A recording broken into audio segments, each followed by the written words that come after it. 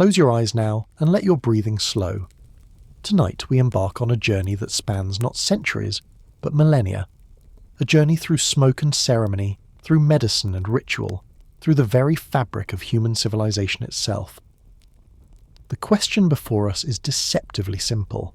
When did people start smoking weed? But the answer, like smoke itself, curls and drifts through the corridors of time, touching every continent, every culture, every corner of human experience. Allow your mind to drift backward, not just years, but thousands upon thousands of years, before smartphones, before electricity, before the written word itself. There, in the dim mists of prehistory, something extraordinary was happening. Our ancestors, those ancient humans who walked beneath stars we can barely see through our light-polluted skies, were discovering something profound. A plant, a simple, resilient plant that would weave itself into the tapestry of human culture in ways they could never imagine. The smoke rises. It has always risen. From the steppes of Central Asia to the peaks of the Himalayas, from the depths of African caves to the shores of ancient China, the story of cannabis is the story of humanity itself. It is a story of shamans and emperors, of healers and mystics, of farmers and philosophers. It is a story written in charred seeds found in burial mounds, in ancient texts penned by long-dead scribes, in the very DNA of the plant itself, which tells us where it travelled and how it changed. As you lie here, feel the weight of history settling over you like a soft blanket. Each breath you take connects you to those ancient peoples who first discovered this plant. They breathed the same air, looked up at the same moon, wondered about the same mysteries of existence. And somewhere, in a moment lost to time but preserved in the archaeological record, someone took that first intentional breath of cannabis smoke and felt their consciousness shift, their pain ease, their connection to the divine deepen. Tonight, we will walk together through this history. We will stand in Neolithic burial chambers where cannabis seeds lay scattered among the bones of the departed. We will sit with Scythian warriors in their felt tents as they cast seeds upon hot stones and breathe deeply. We will listen to the teachings of ancient Chinese physicians who prescribed cannabis for ailments we still struggle with today. We will witness the spread of this plant across continents, its adaptation to new climates, its integration into new cultures. But more than that, we will understand something profound about the human condition. We will see how, across vast distances and cultural divides, humans have always sought to alter their consciousness, to heal their bodies, to connect with something larger than themselves. Cannabis was one of the first plants humans deliberately cultivated. Think about that. Before we had cities, before we had written language, we were growing this plant, recognizing its value, passing knowledge of it from generation to generation. The journey will be long, but there is no rush. Time stretches out before us like the vast steppes where this story begins. Let your body sink deeper into rest. Let the concerns of your day dissolve like smoke in wind. We have hours ahead of us, hours to explore every twist and turn of this remarkable tale, hours to understand not just when people started smoking weed, but why it mattered, how it spread, and what it meant to the countless generations who used it before us. The archaeological evidence is sparse, scattered across continents and millennia, but it is there, waiting to be read like an ancient text. Burned seeds, residue in ceremonial braziers, traces of cannabinoids in ancient fabrics and burial shrouds. DNA analysis that tells us how the plant moved from its origins in Central Asia to every corner of the globe. Written records from civilizations that rose and fell, each leaving their own account of this remarkable plant. Some of what we know is certain. Some is educated speculation based on the best evidence available. Some remains shrouded in the mists of time, perhaps forever unknowable, but all of it is fascinating. All of it speaks to something fundamental about who we are as a species, our curiosity, our ingenuity, our eternal search for healing, for meaning, for transcendence. As we begin this journey, imagine yourself standing at the very dawn of agriculture, some 12,000 years ago. The ice sheets that covered much of the northern hemisphere are retreating. The climate is warming. Hunter-gatherer bands are beginning to experiment with cultivating wild plants. Among these plants, growing on disturbed soil near human settlements, is cannabis. Its seeds are nutritious, Its fibres are strong, and its flowers, when dried and burned, produce smoke that does something remarkable to human consciousness. This is where our story truly begins. Not in a laboratory or a dispensary, but in those first tentative moments when humans transitioned from simply using wild plants to actively cultivating them. When we began to shape the world around us, and in turn, to be shaped by it. Cannabis was part of that transformation, perhaps one of the earliest and most significant parts. So settle in, breathe slowly. Let each word carry you deeper into relaxation, deeper into history, deeper into the smoke-wreathed story of one of humanity's oldest relationships with a plant. We have 20 chapters ahead of us, each one revealing another layer of this extraordinary tale. By the time dawn breaks, you will understand not just when people started smoking weed, but what it meant to them, how it shaped their cultures, and why its story is, in so many ways, our story too. The smoke rises. It has always risen. And in its curling patterns, we can read the story of who we are, the wild origins, cannabis in Central Asia. The story begins in the heart of Central Asia, on the vast steppes that stretch from the Ural Mountains to the edges of China. Here, sometime around 12,000 years ago, in the aftermath of the last great ice age, Cannabis sativa first emerged as a distinct species. The plant's ancestors had survived the cold ages in refugia, small pockets of hospitable climate where life could persist while ice covered much of the northern world. But as the ice retreated and the climate warmed, these plants spread rapidly across the newly opened landscape. Cannabis is what botanists call a ruderal species. This means it thrives on disturbed soil, the kind of soil found around human settlements, along pathways, in cleared areas. It is a colonizer, quick to take advantage of ecological disruption. And as humans moved across Central Asia in those early post-glacial millennia, they created exactly the kind of disturbed environments where cannabis thrived. Imagine those early human groups. They are not yet farmers, not in the way we would recognize. They are hunter-gatherers, but increasingly sophisticated ones. They follow herds of wild horses, aurochs, and other large mammals across the steppes. They gather wild grains, nuts, and fruits. They are beginning to experiment with controlling fire more precisely, with building more permanent structures, with observing the seasonal patterns of the plants and animals around them. And they notice cannabis. They notice it growing in the waste areas around their campsites. They notice that animals sometimes eat it and behave strangely. They notice the strong fibres of its stalks, which can be processed into cordage, into cloth, into fishing nets, and hunting snares.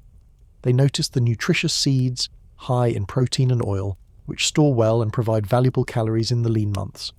But they also notice something else. When the plant flowers and those flowers are dried, something remarkable happens. If those dried flowers are thrown onto a fire, they produce a thick, aromatic smoke.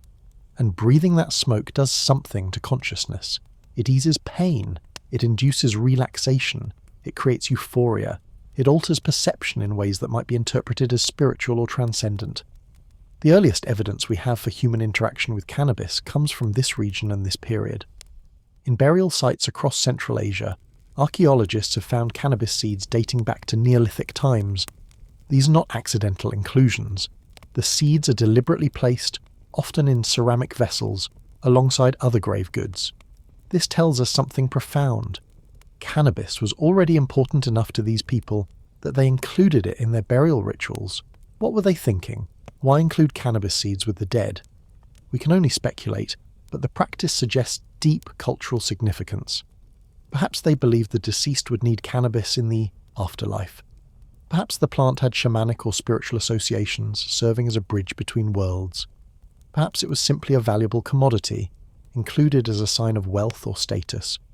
Or perhaps all of these factors intertwined in ways we can barely imagine. The climate of Central Asia during this period was different from today. The region was warmer and wetter, with more rainfall and more extensive grasslands. Cannabis would have thrived in this environment, and as human populations grew and began to engage in early forms of agriculture, they would have noticed that cannabis responded well to cultivation. It grew quickly. It tolerated a range of conditions. It provided multiple useful products.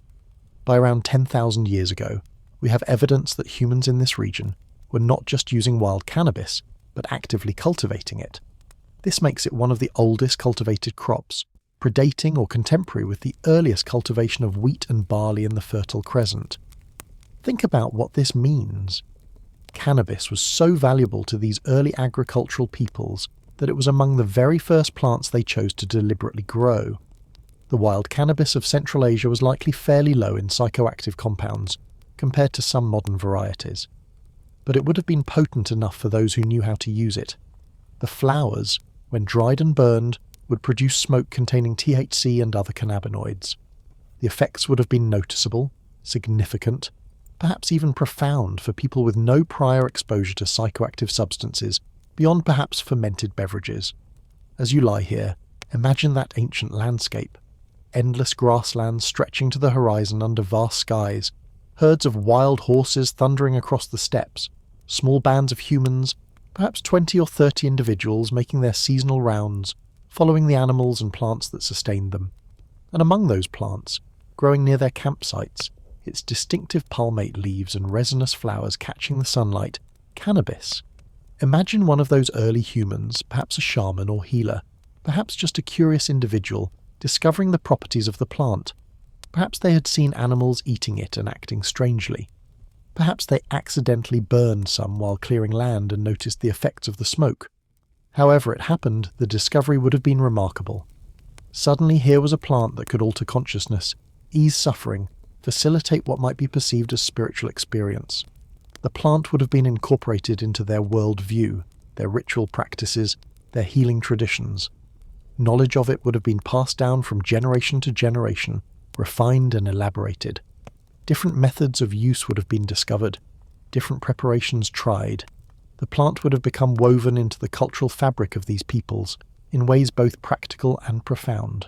And as these peoples spread, as populations grew and migrated, cannabis went with them.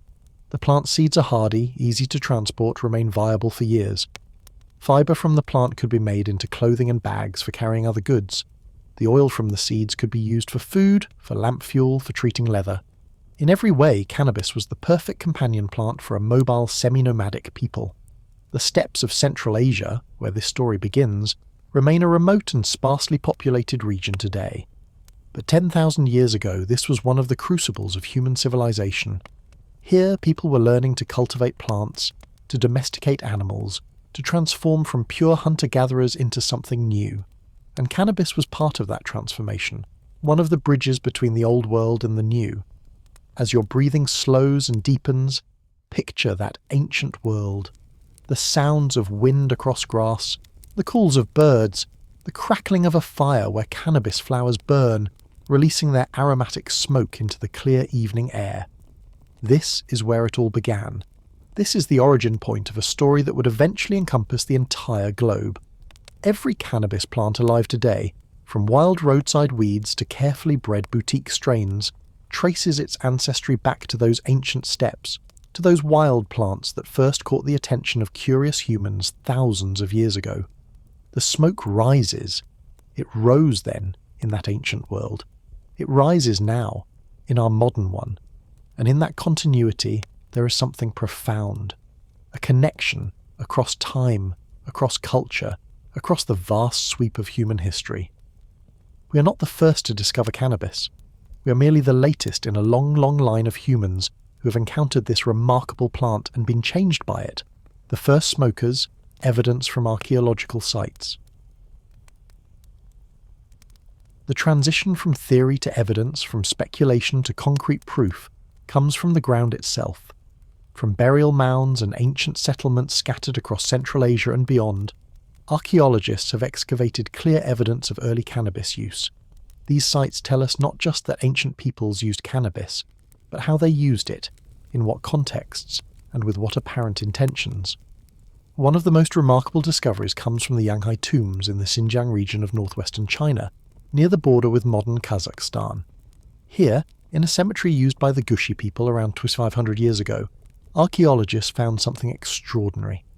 In one tomb, alongside a light-haired, blue-eyed mummy, they found 789 grams of cannabis. Not seeds, not fibre, but actual cannabis plant material, carefully placed in a leather basket. The cannabis was analysed. It was aged, dried, but still identifiable. And remarkably, it was relatively high in THC, the primary psychoactive compound. This wasn't hemp fibre or seeds for food. This was cannabis prepared for its psychoactive properties. The plant material consisted primarily of female flowers, the part of the plant richest in cannabinoids. This individual was buried with what we would today recognise as marijuana, deliberately chosen for its consciousness-altering properties. The preservation of this material is remarkable. The dry climate and mineral-rich soil of the region created conditions that mummified both the human remains and the plant material. We can see, across millennia, exactly what was placed in that grave, and what we see tells us that by 2,500 years ago, people in this region not only knew about cannabis's psychoactive properties, but valued them enough to include high-quality cannabis flowers in burial goods. But this is far from the oldest evidence. In fact, it's relatively recent in the timeline of human cannabis use. To find earlier evidence, we must look to different types of archaeological finds. Charred seeds appear in Neolithic sites across Central Asia and into Romania, dating back to around 5,000 years ago. These seeds are often found in ritual contexts, in ceremonial buildings, or in graves, suggesting they held significance beyond mere nutrition. In Pazyryk burial mounds in the Altai Mountains of Siberia, dating to around 2,400 years ago, archaeologists found elaborate bronze censers, vessels designed for burning substances. Residue analysis of these censers revealed traces of cannabis. These weren't simple cooking vessels or heating braziers. They were specialized implements for burning cannabis, for producing smoke that could be inhaled. The people who used them understood what they were doing. They had technology specifically designed for cannabis consumption. The Pazyryk culture, which created these burial mounds, was a sophisticated society of mounted warriors and herders. They are famous for their elaborate textiles, their skilled metalwork, their frozen tombs that preserved organic materials in stunning detail. Among those materials, cannabis seeds, fragments of leather pouches that likely held cannabis, and those bronze censers with their telltale residue. In one spectacular Pazyryk tomb, archaeologists found not just censers, but also what appeared to be a portable tent-like structure, made of felt and supported by wooden poles. Inside this structure were the censers and cannabis seeds. This wasn't casual use. This was a deliberate ritual space, a hotbox in effect, where cannabis smoke could be concentrated and inhaled. The Greek historian Herodotus, writing in the 5th century BCE, described exactly this practice among the Scythians, close relatives of the Pazyryk people. Herodotus wrote, "The Scythians take some of this hemp seed, and creeping under the felt coverings throw it upon the red-hot stones. Immediately it smokes, and gives out such a vapour as no Grecian vapour bath can exceed. The Scyths, delighted, shout for joy." This is one of the earliest written descriptions of deliberate cannabis smoking in history, and it's confirmed by the archaeological evidence from Pazyryk tombs. As you rest here, consider what this tells us. By at least 2,500 years ago, and probably much earlier, people had developed specific rituals, specific technologies, specific cultural practices around cannabis use.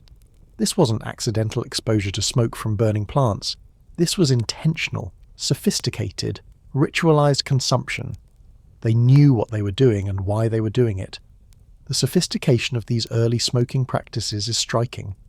The censers found in Pazyryk tombs are beautifully made objects, bronze vessels with handles and stands, clearly designed for a specific purpose. They show wear patterns consistent with repeated heating. Some have attachments that might have been used to direct smoke, or to create a seal with a tent or covering. These people were engineers of consciousness alteration, developing tools and techniques to maximize the effects of cannabis. But the evidence isn't limited to Central Asia. In caves in Romania, archaeologists found burned cannabis seeds in ritual contexts dating to Neolithic times. In ancient China, medical texts from 2,000 years ago describe cannabis as one of the fundamental herbs, used for everything from pain relief to spiritual purification. In India, the use of cannabis in religious rituals dates back at least to the Vedic period, over 3,000 years ago. What's particularly fascinating is the consistency of the evidence across different cultures. Again and again, we find cannabis associated with ritual, with healing, with spiritual practice. Again and again, we find evidence of deliberate smoking or vaporization, rather than just eating or applying the plant. Again and again, we find it in contexts suggesting it was valued, even sacred. Consider the effort involved in these practices: growing or gathering cannabis, drying and preparing the flowers, creating specialized implements for burning them, constructing spaces where the smoke could be concentrated and inhaled, teaching others about proper use, proper ritual context, proper dosage. This represents accumulated knowledge passed down through generations. This represents a sophisticated relationship with a plant, a deep understanding of its properties and effects. The burial contexts are particularly revealing. Why place cannabis in graves? What does this tell us about how these peoples thought about death, about the afterlife, about the role of consciousness-altering substances? The most common interpretation is that cannabis was seen as facilitating transition between worlds. In life, it altered consciousness, created states that might be interpreted as spiritual or visionary. In death, perhaps it was thought to help the deceased transition to whatever lay beyond. But we must also consider practical explanations. Cannabis was valuable. Including it in burials might simply have been a way of displaying wealth or status. It might have served as a preserve of the deceased's property, not so different from burying someone with their jewellery or weapons. The ritual interpretations and the practical explanations need not be mutually exclusive. Cannabis could have been simultaneously practically valuable, spiritually significant, and socially meaningful. What's clear is that by the time we have written records, by the time we have detailed archaeological evidence, cannabis use is already well established, already ritualized, already woven into the cultural fabric of multiple societies across a vast geographic range. This didn't happen overnight. This represents thousands of years of accumulated knowledge, of experimentation, of cultural evolution. As your mind drifts through these ancient sites, these burial mounds and ceremonial spaces, imagine the human hands that placed cannabis in graves, that cast seeds on hot stones, that crafted bronze censers for ritual use. Imagine the ceremonies we can never fully reconstruct, the chants and prayers, the flickering firelight, the thick aromatic smoke rising into the darkness. Imagine the shamans and healers who guarded knowledge of this plant, who understood its properties, who knew how to use it safely and effectively. These weren't primitive peoples stumbling accidentally upon intoxication. These were sophisticated cultures with complex social structures, advanced technologies for their time, deep knowledge of the natural world. Their use of cannabis was as sophisticated as their metalwork, their textiles, their horsemanship. It was part of a complex cultural system that we can only partially reconstruct from the fragments they left behind. The archaeological evidence is fragmentary, scattered across vast distances and time periods, but it's consistent. It tells a clear story. People have been deliberately smoking or vaporizing cannabis for at least 2,500 years, and probably much longer. They've been using it in ritual contexts, in healing practices, in social and ceremonial gatherings. They've valued it enough to develop specialized tools for its use, to include it in burials, to write about it in their earliest texts. This is not a recent practice. This is not a modern invention. This is ancient as agriculture itself, as ancient as human civilization in many parts of the world. We are not the first to discover cannabis.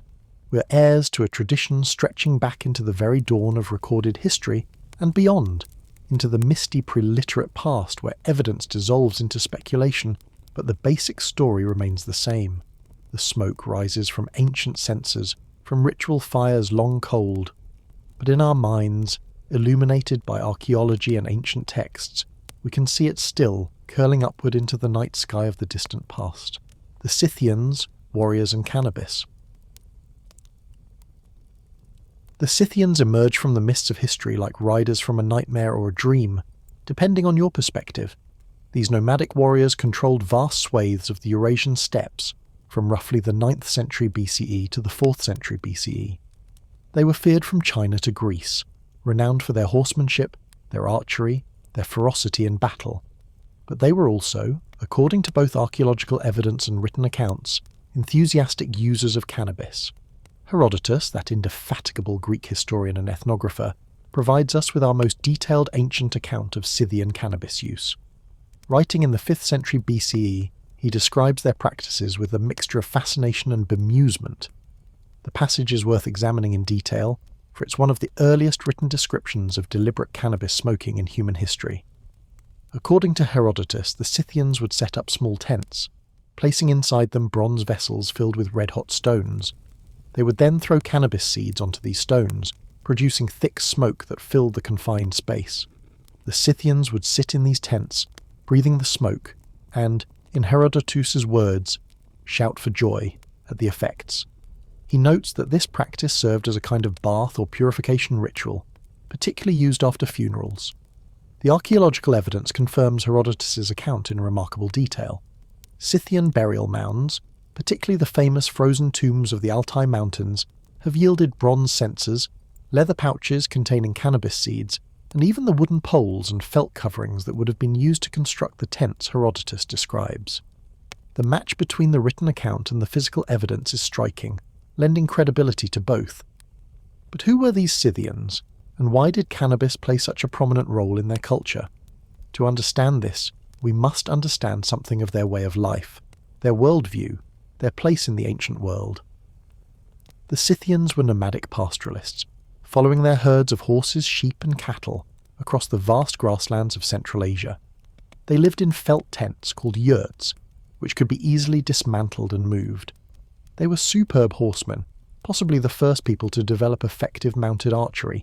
They could shoot accurately from horseback at full gallop, a skill that made them nearly invincible in open terrain. Their society was hierarchical but fluid. Wealth was measured in livestock, in gold, in weapons and armour. Status was earned through prowess in battle, through raiding and warfare. But they also had complex spiritual practices, with shamans who served as intermediaries between the human and spirit worlds. And it's in this spiritual context that cannabis use must be understood. For the Scythians, altered states of consciousness were not recreational. They were tools for accessing the spirit world, for communicating with ancestors, for purification after the pollution of death. When they gathered in their felt tents to breathe cannabis smoke, they were engaging in a ritual practice, one that had deep significance within their cultural framework. Imagine for a moment that you are a Scythian warrior. You spend your days on horseback, moving with your tribe across endless grasslands. You are constantly alert for threats, from rival tribes, from predators, from the harsh environment itself. Your life is one of movement, of vigilance, of community survival. When someone dies, particularly an important member of the tribe, it is a rupture in the social fabric. The funeral is elaborate. If the deceased was a person of high status, they might be buried with horses, with gold, with elaborate grave goods. And after the burial, there is the need for purification, for cleansing, for reintegrating the living into the normal flow of existence. This is where the cannabis ritual comes in. You gather with other members of your tribe in a small felt tent. The bronze censer in the centre holds red-hot stones. Someone casts cannabis seeds onto these stones, and immediately the tent fills with thick aromatic smoke. You breathe deeply, feeling the smoke fill your lungs, feeling the familiar shift in consciousness begin. The tension and grief of the funeral begin to ease. The smoke seems to carry away the pollution of death, to cleanse and purify. In the close confines of the tent, breathing the smoke with your companions, you feel a profound sense of community, of shared experience. This is what Herodotus witnessed, or at least heard described, and the archaeological evidence tells us it wasn't a rare practice. The frequency with which cannabis-related paraphernalia appears in Scythian graves suggests it was common, perhaps even universal among those of sufficient status to afford it. The frozen tombs of Pazyryk in the Altai Mountains provide the most spectacular evidence. These tombs date to around 400 BCE, well within the Scythian period. The permafrost preserved organic materials that would normally decay: textiles, leather, wood, and yes, cannabis. In one tomb, archaeologists found a leather bag containing viable cannabis seeds. In another, they found the bronze censers and what appeared to be a miniature version of the felt tent structure Herodotus described. But the Pazyryk tombs also tell us something else. They show us the extraordinary sophistication of Scythian culture, which Herodotus and other Greek writers often portrayed as barbaric. The textiles found in these tombs include felt carpets, with complex geometric designs, silk that must have been imported from China, leather worked to incredible softness and dyed in vibrant colours. The metalwork includes bronze mirrors, gold jewellery, and those famous censers with their elegant lines and functional design. These were not crude barbarians stumbling upon intoxication. These were sophisticated peoples with complex artistic traditions, extensive trade networks, and deep knowledge of the natural world. Their use of cannabis was part of this sophistication, not evidence of primitiveness. The Scythian example is important because it's one of the earliest cases where we have both written descriptions and archaeological evidence that corroborate each other. It gives us confidence that similar practices in other cultures, where we might have only one line of evidence, were probably similarly widespread and sophisticated. It also raises interesting questions about the spread of cannabis culture. The Scythians ranged widely, from the Black Sea to the borders of China. They traded with Greeks, with Persians, with Chinese civilizations.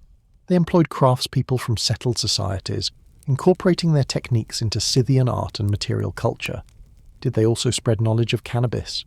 Did Greek mercenaries who fought in Scythian armies bring stories of cannabis use back to their home cities? Did Chinese traders learn of it from Scythian contacts? The evidence suggests they might have. References to cannabis begin appearing in Chinese medical texts around this period. Greek writers start mentioning it. The geographic spread of cannabis use seems to accelerate during the period of Scythian dominance of the steppes. Whether this is correlation or causation is impossible to prove, but the timing is suggestive. As you rest here, let your mind wander across those vast steppes. Imagine the thunder of hooves, the shouts of warriors, the smoke rising from countless felt tents. Imagine the Scythian shamans, guardians of sacred knowledge, knowing which plants heal and which harm, which facilitate vision, and which bring only confusion. Imagine the trade routes along which not just gold and silk travelled, but knowledge, ideas, practices.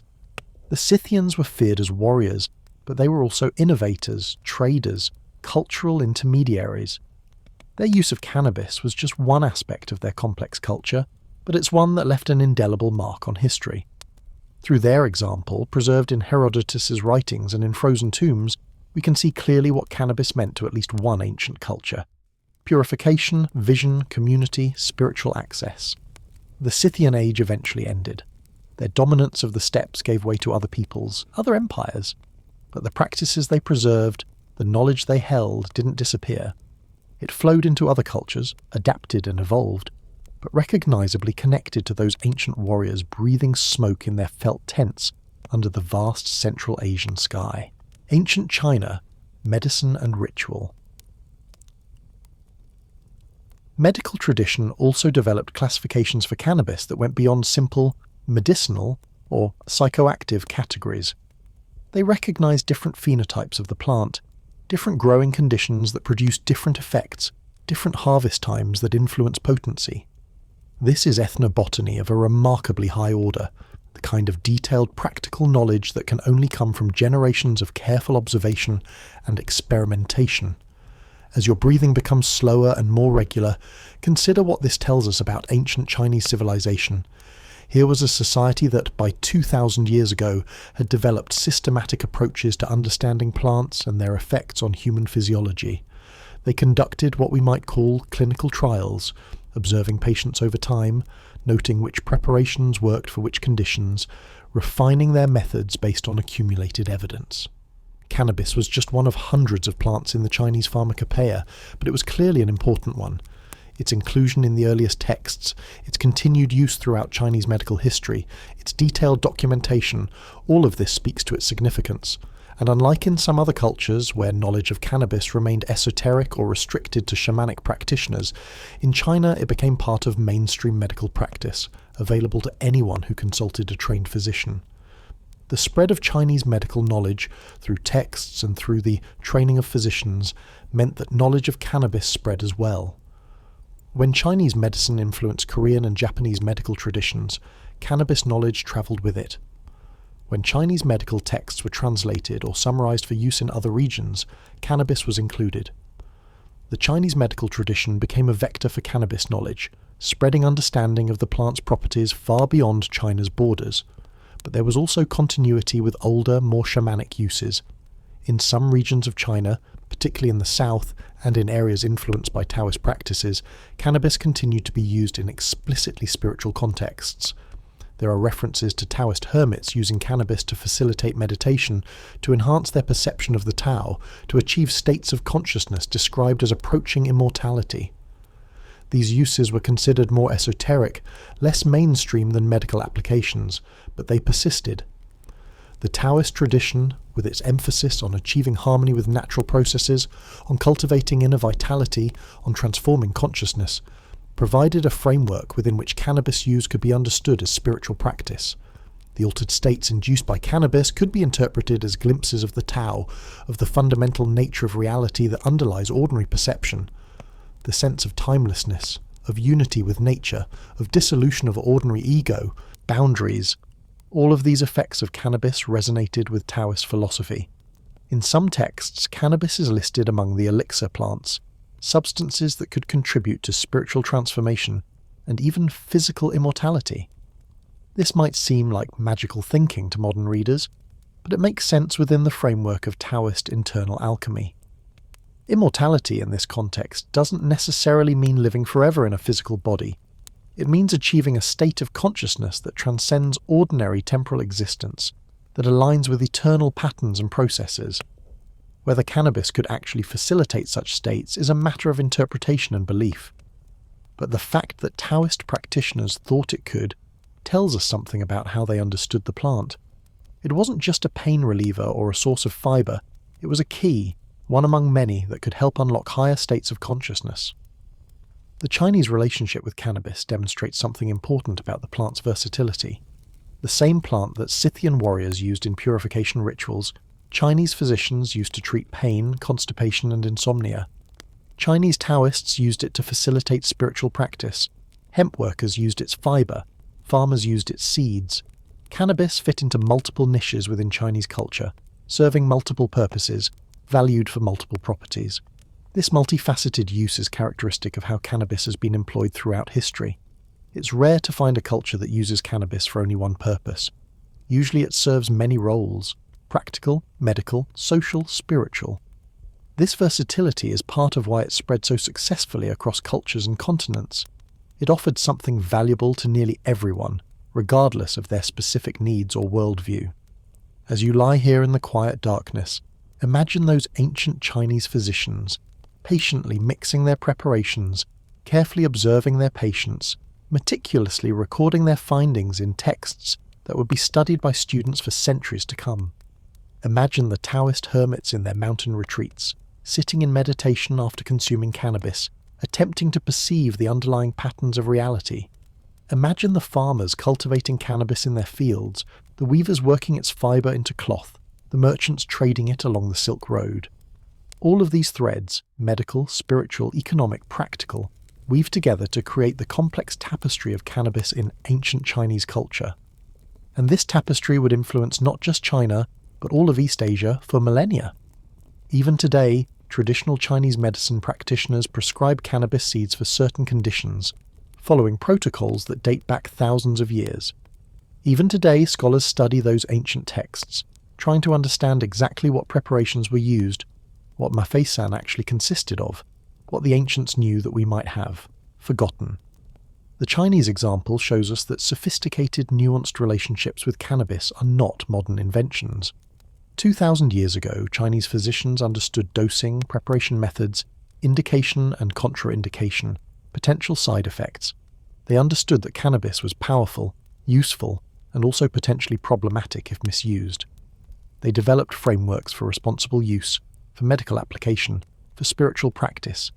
This knowledge, accumulated over centuries, preserved in texts and transmitted through lineages of trained practitioners, represents one of humanity's most impressive achievements in ethnobotany.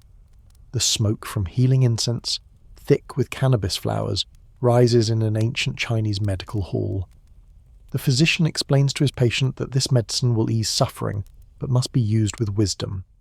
This scene, repeated countless times across centuries, represents a relationship with cannabis that we can still learn from today. The Silk Road. Cannabis travels west. The Silk Road was never a single road. It was a network of trade routes connecting East Asia with the Mediterranean, threading through some of the world's most challenging terrain: the Taklamakan Desert, the Pamir Mountains, the steppes of Central Asia. Along these routes, caravans carried silk and spices, precious metals and gemstones, technologies and ideas, and they also carried cannabis.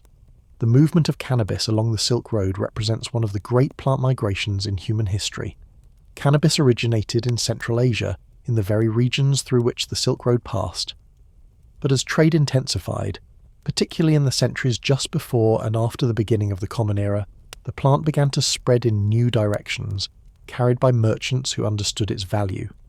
The beauty of cannabis, from a merchant's perspective, was its versatility. The seeds were valuable as food and medicine, compact and easy to transport, remaining viable for years. The fibre could be processed into textiles, into rope, into paper. Knowledge of the plant's psychoactive properties could be valuable to certain customers, and the plant itself was adaptable, able to grow in a wide range of climates and conditions. A merchant carrying cannabis seeds could potentially establish cultivation wherever they went, creating new sources of valuable goods. Evidence of cannabis moving along the Silk Road comes from multiple sources. Archaeologically, we find cannabis remains in trading centres and oasis towns along the route, places like Dunhuang, Turfan and Samarkand. These are locations where caravans would stop to rest, to trade, to resupply. The presence of cannabis in these sites, particularly in contexts suggesting cultivation rather than just wild growth, tells us that the plant was being deliberately spread along the trade routes. Written records also document this spread. Chinese texts mention cannabis being traded to Western regions. Persian and Arab sources begin to mention cannabis in the early centuries of the Common Era, describing it as a plant from the East. Greek and Roman texts, which had earlier mentioned cannabis only in passing if at all, begin to describe it in more detail as trade with Asia intensifies. The spread wasn't just east to west. Cannabis knowledge also flowed along the Silk Road's various branches, north into Russia and Eastern Europe, south into India and Southeast Asia, eventually reaching everywhere the trade routes touched. Each culture that encountered cannabis adapted it to their own needs, their own medical traditions, their own spiritual practices. Imagine you are a merchant in the 2nd century CE, preparing to join a caravan heading west from Chang'an, the great capital of Han Dynasty China. You're not Chinese yourself. Perhaps you are Persian, or from one of the Central Asian kingdoms like Sogdia or Parthia. You know the Silk Road well. You have travelled it before. You understand what goods are valuable at different points along the route, what can be bought cheaply in one place and sold dearly in another. Among your trade goods are several heavy bags of cannabis seeds. You purchased them from Chinese merchants, who obtained them from farmers who specialised in growing high-quality hemp. But these seeds are valuable for more than just hemp fibre. The Chinese merchant hinted that properly prepared, the flowers of this variety could ease pain, facilitate sleep, create visions. You're sceptical. You have heard many exaggerated claims about various goods, but you know there will be buyers interested in such properties if they prove true. The journey west is long and difficult. You travel through desert and mountain, stopping at oasis towns, resting at caravanserais, the travellers' inns that dot the Silk Road. At each stop you trade some of your goods, acquiring new items, learning local gossip and news that might affect trade conditions further along the route. You hear stories of bandits, of wars between kingdoms, of new trade opportunities. You cultivate relationships with other merchants, relationships that might prove valuable on future journeys. At one of these stops, perhaps in the kingdom of Khotan, you decide to experiment with some of your cannabis seeds. You plant them near the caravanserai, showing the local innkeeper how to cultivate them, explaining their uses. If they grow well here, this could become a new source of cannabis, and you could establish a profitable trade relationship. The innkeeper is interested. He has heard of this plant from other travellers but has never seen it cultivated locally. He agrees to try growing it and to save some of the harvest for your next journey along this route. This is how it happened. Not through grand expeditions or deliberate programs of agricultural expansion, but through countless small decisions by individual merchants, each seeking profit, each following the logic of trade. A plant that grows well in one region might grow well in another. Seeds are easy to carry, easy to plant. Knowledge of uses and properties spreads through conversation and demonstration. Over time, over many journeys and many merchants, a plant that was once restricted to Central Asia begins to appear all along the Silk Road. The Sogdians, Iranian peoples who lived in what is now Uzbekistan and Tajikistan were particularly important in this spread.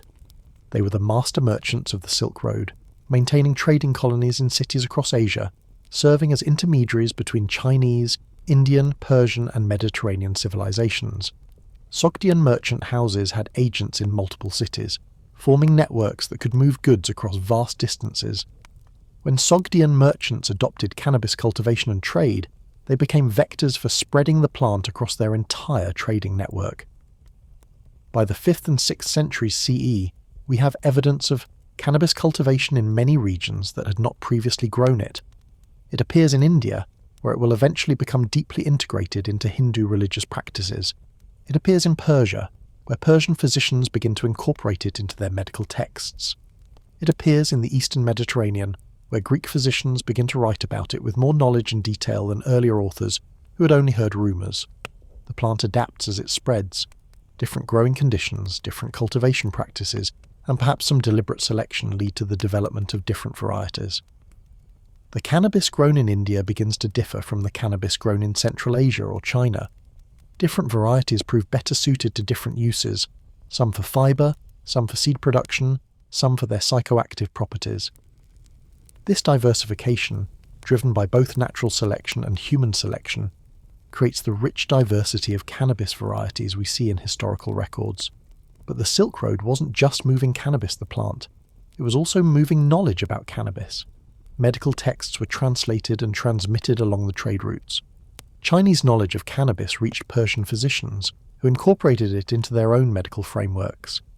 Indian knowledge of cannabis's spiritual uses spread to other regions. This knowledge transfer was as important as the plant transfer itself. It wasn't enough to have the plant.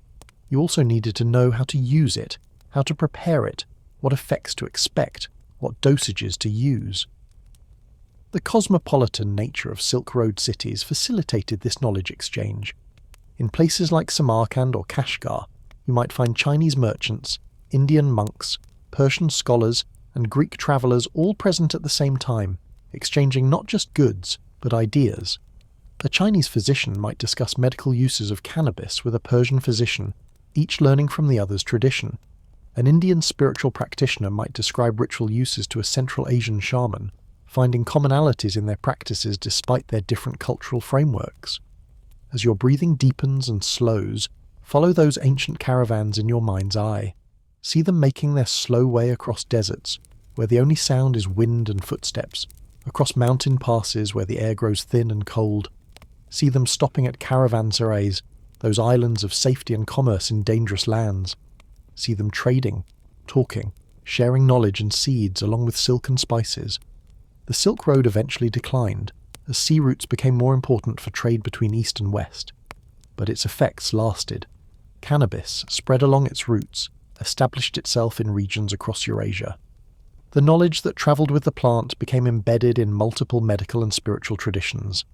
By the time the Silk Road's golden age ended, cannabis had become a truly cosmopolitan plant, known and used from Japan to the Mediterranean, from Siberia to India. The merchant who planted those seeds at the caravanserai, hoping to establish a new source of trade goods, could never have imagined the full consequences of his action. That one small act of entrepreneurship, repeated by countless merchants across centuries, transformed cannabis from a Central Asian specialty into one of the most widely distributed plants in the Old World. The smoke rises not just in its homeland now, but in countless new homes, wherever humans have carried it in their restless, endless trading journeys across the ancient world. Ancient India, the sacred herb. In the Indian subcontinent, cannabis found perhaps its most profound religious and spiritual significance. Here, the plant became associated with Shiva, one of Hinduism's principal deities, and integrated into religious practices that continue to this day. The Indian example shows us cannabis at its most sacred, most ceremonially significant, most deeply woven into the spiritual fabric of a culture. The earliest evidence of cannabis in India comes from the Vedic period, the era when the Vedas, Hinduism's oldest and most sacred texts, were composed. The Vedas mention a sacred plant called bhang, and while there has been some scholarly debate about whether this term referred to cannabis or to another plant, The consensus now is that Pang was indeed cannabis, or at least that cannabis was among the plants referred to by this name. The Atharva Veda, composed perhaps 3,000 years ago, lists Bang among sacred plants that release us from anxiety. Other Vedic texts describe it as a source of happiness, a liberator, a plant beloved of the gods. These aren't medical texts describing therapeutic uses, though medical uses certainly existed. These are religious texts describing plants that facilitate spiritual experience, that help humans connect with the divine. By the time we reach later Hindu texts, the connection between cannabis and spirituality is explicit and detailed. Cannabis becomes particularly associated with Shiva, the god of destruction and transformation, the supreme yogi who sits in meditation on Mount Kailash. According to legend, Shiva discovered cannabis after a family quarrel. Wandering in the mountains, exhausted and agitated, he found shade under a cannabis plant. He ate some of its leaves and felt refreshed and calm. Cannabis became his favourite food, and Shiva became known as the Lord of Bang. This mythological association had practical effects. Sadhus, Hindu holy men who renounce ordinary society to pursue spiritual enlightenment, often use cannabis as part of their spiritual practice. They see themselves as following Shiva's example, using the plant to facilitate meditation, to endure the hardships of ascetic life, to achieve altered states of consciousness interpreted as closeness to the divine. If you visit India today, particularly during the festival of Mahashivaratri, the great night of Shiva celebrated in late winter, you will see this tradition continuing. Sadhus gather at temples, particularly at major pilgrimage sites like Varanasi or the Pashupatinath temple in Nepal.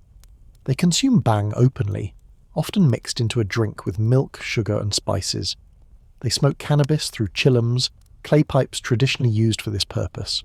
They chant mantras, perform rituals, sit in meditation. The use of cannabis is not hidden or shameful. It is sacred, part of how they honour Shiva and pursue spiritual goals. But cannabis use in India extends beyond sadhus and religious practitioners. 3 main preparations have been traditional: bhang, ganja, and charas. Bhang is made from the leaves and seeds, often prepared as a drink. It is considered the mildest and most socially acceptable form. Ganja is made from the flowering tops of female plants, what we would today call marijuana or bud. It is more potent than bhang and is usually smoked. Charas is resin collected from the plant, essentially hand-rolled hashish. It is the most potent form and is also typically smoked. These different preparations serve different purposes for different groups. Bhang might be consumed at festivals, at weddings, as a cooling drink in summer. Its effects are relatively mild, comparable to a few drinks of alcohol. Ganja and charas were more typically associated with serious spiritual practice, or with groups who use cannabis regularly. The distinction between these forms was widely understood, and social norms around their use differed. Ancient Indian medical texts also discuss cannabis extensively. The Sushruta Samhita, a foundational text of Ayurvedic medicine dating to around the 6th century BCE, describes cannabis as useful for phlegm, for aiding digestion, for sharpening the mind. Other Ayurvedic texts describe its use for pain relief, for promoting sleep, for treating dysentery and other intestinal complaints, for reducing anxiety. As in Chinese medicine, the Indian medical tradition understood cannabis as a powerful medicine with multiple applications, but one that required knowledge and skill to use properly. The Ayurvedic understanding of cannabis is sophisticated and nuanced. The texts distinguish between different parts of the plant, different preparations, different dosages. They note that cannabis can be useful for some constitutions and problematic for others. They warn against excessive use, describing it as potentially depleting if overused. This is medicine as art as much as science, requiring the practitioner to assess the individual patient and tailor treatment accordingly. Imagine yourself in ancient India, perhaps in the Vedic period, perhaps later during the flourishing of classical Hindu civilization. You are a young person seeking spiritual knowledge.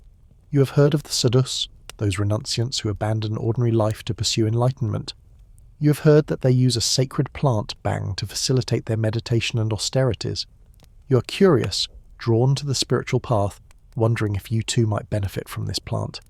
You journey to a sacred place, perhaps Varanasi, the eternal city on the Ganges, one of Hinduism's holiest sites.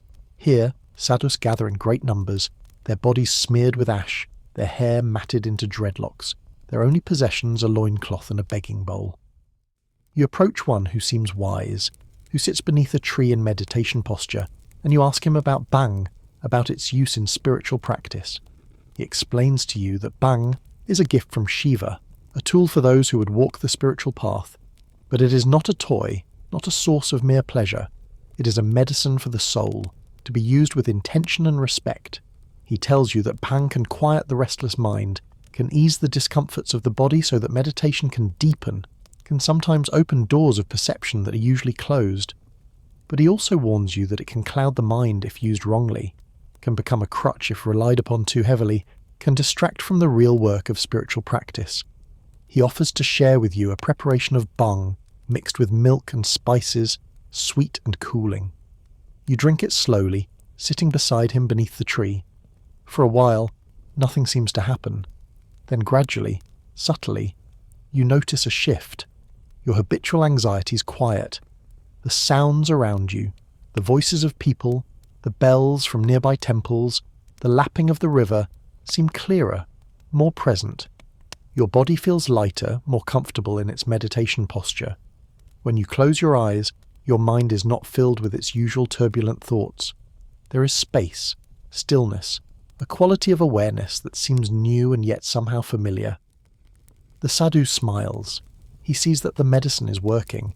He instructs you to sit quietly, to observe your breath, to rest in the awareness that is opening. He explains that this state, this clarity and presence, this is what you seek to cultivate in your spiritual practice. Bhang can show you the way, can give you a taste of what is possible. But ultimately you must learn to access this state without aid, through meditation and discipline and grace. This scene, or something like it, has played out countless times across Indian history. Cannabis as sacrament, as teacher, as a door to spiritual experience. The Indian tradition takes seriously the idea that plants can be allies on the spiritual path, that consciousness can be refined and developed, that there are valid paths to transcendence that include the careful, intentional use of consciousness-altering plants. Modern scholars sometimes call this entheogenic use, the use of psychoactive substances to facilitate religious or spiritual experience. Entheogen means literally generating the divine within. It's a relatively new term coined in the 1970s, but the practice it describes is ancient. The Indian use of cannabis as sacrament is perhaps the longest continuous tradition of entheogenic plant use in the world. From Vedic times to the present, spanning more than 3,000 years, cannabis has been used by Indians seeking spiritual experience and enlightenment. This is not to say that all cannabis use in India was religious or medical. Recreational use certainly existed as well. But what's distinctive about the Indian tradition is how thoroughly cannabis became integrated into religious practice, how it became associated with one of Hinduism's most important deities, how its use became ritualized and ceremonially significant. The spread of Indian culture and religion to other parts of Asia carried cannabis knowledge with it. Buddhism, which arose in India in the 6th century BCE and eventually spread throughout East and Southeast Asia, had a more ambiguous relationship with cannabis. The Buddha's teachings emphasized clarity of mind, and intoxicants were generally prohibited for monks and serious practitioners. But in some Buddhist tantric traditions, particularly in Tibet, cannabis and other consciousness-altering plants were sometimes used in ritual contexts, though this remained controversial and was never as central as in Hindu practice. As you rest here, your breathing deep and regular, consider what the Indian tradition teaches us about cannabis. It shows us that psychoactive plants can be integrated into sophisticated spiritual traditions. It demonstrates that there are frameworks for responsible, ritualized use that persist over millennia. It reminds us that altered states of consciousness have been sought for religious purposes across human history, that the desire to transcend ordinary awareness is deeply human. The smoke rises from a clay chillum, offered first to Shiva before it is smoked. The prayers are chanted. The meditation begins. For 3,000 years this scene has repeated in caves and ashrams, on mountaintops and riverbanks, wherever Indians have sought the divine with the help of the sacred herb. The practice continues today, a living link to the ancient past, a reminder that humanity's relationship with cannabis is not just medical or recreational, but for some, profoundly spiritual. The classical world, Greece and Rome. When we turn to ancient Greece and Rome, we find a different relationship with cannabis than we saw in Central Asia, China, or India. Here, cannabis was known, but it was never central to the culture in the way it was elsewhere. It was mentioned by physicians and natural historians, used occasionally for medical purposes, but it never became deeply integrated into religious practice or widely used recreationally. The classical Mediterranean world knew cannabis primarily as a useful but unremarkable fibre plant, with occasional mentions of its other properties. The earliest Greek references to cannabis are scattered and brief. The historian Herodotus, writing in the 5th century BCE, describes the Scythians using it in their steam baths, as we discussed earlier. But he presents this as an exotic foreign custom, something remarkable precisely because it was unfamiliar to Greek audiences. This suggests that cannabis use was not common in Greece itself during Herodotus' time. Later Greek writers mention cannabis more frequently, but usually in limited contexts. The physician Dioscorides, writing in the 1st century CE, includes cannabis in his De Materia Medica, a comprehensive pharmacological text that would influence medical practice for over 1,000 years. Dioscorides notes that cannabis can be used to make rope, that its seeds can be eaten, and that the plant has some medicinal uses. He mentions that it can dull pain and create a warm feeling, but he doesn't recommend it strongly or describe it as particularly important. The Greek physician Galen, writing in the 2nd century CE, provides a bit more detail. He notes that cannabis seeds were sometimes served at dinner parties, presumably roasted and eaten like nuts. He says that when eaten in quantity, they warm and dry the body in humoral terms, and that they can produce a sense of warmth and intoxication if consumed excessively. This suggests that Greeks of his time knew about cannabis's psychoactive properties, but used them only occasionally and probably without systematic ritual or medical frameworks. The Romans inherited Greek medical knowledge, including knowledge of cannabis. Roman agricultural writers mention cannabis as a useful crop for making rope and textiles. Its fibre was valued for maritime uses, for making sails and rigging for ships. This was probably cannabis's most important role in the classical Mediterranean, as a source of strong fibre, rather than as a medicine or intoxicant.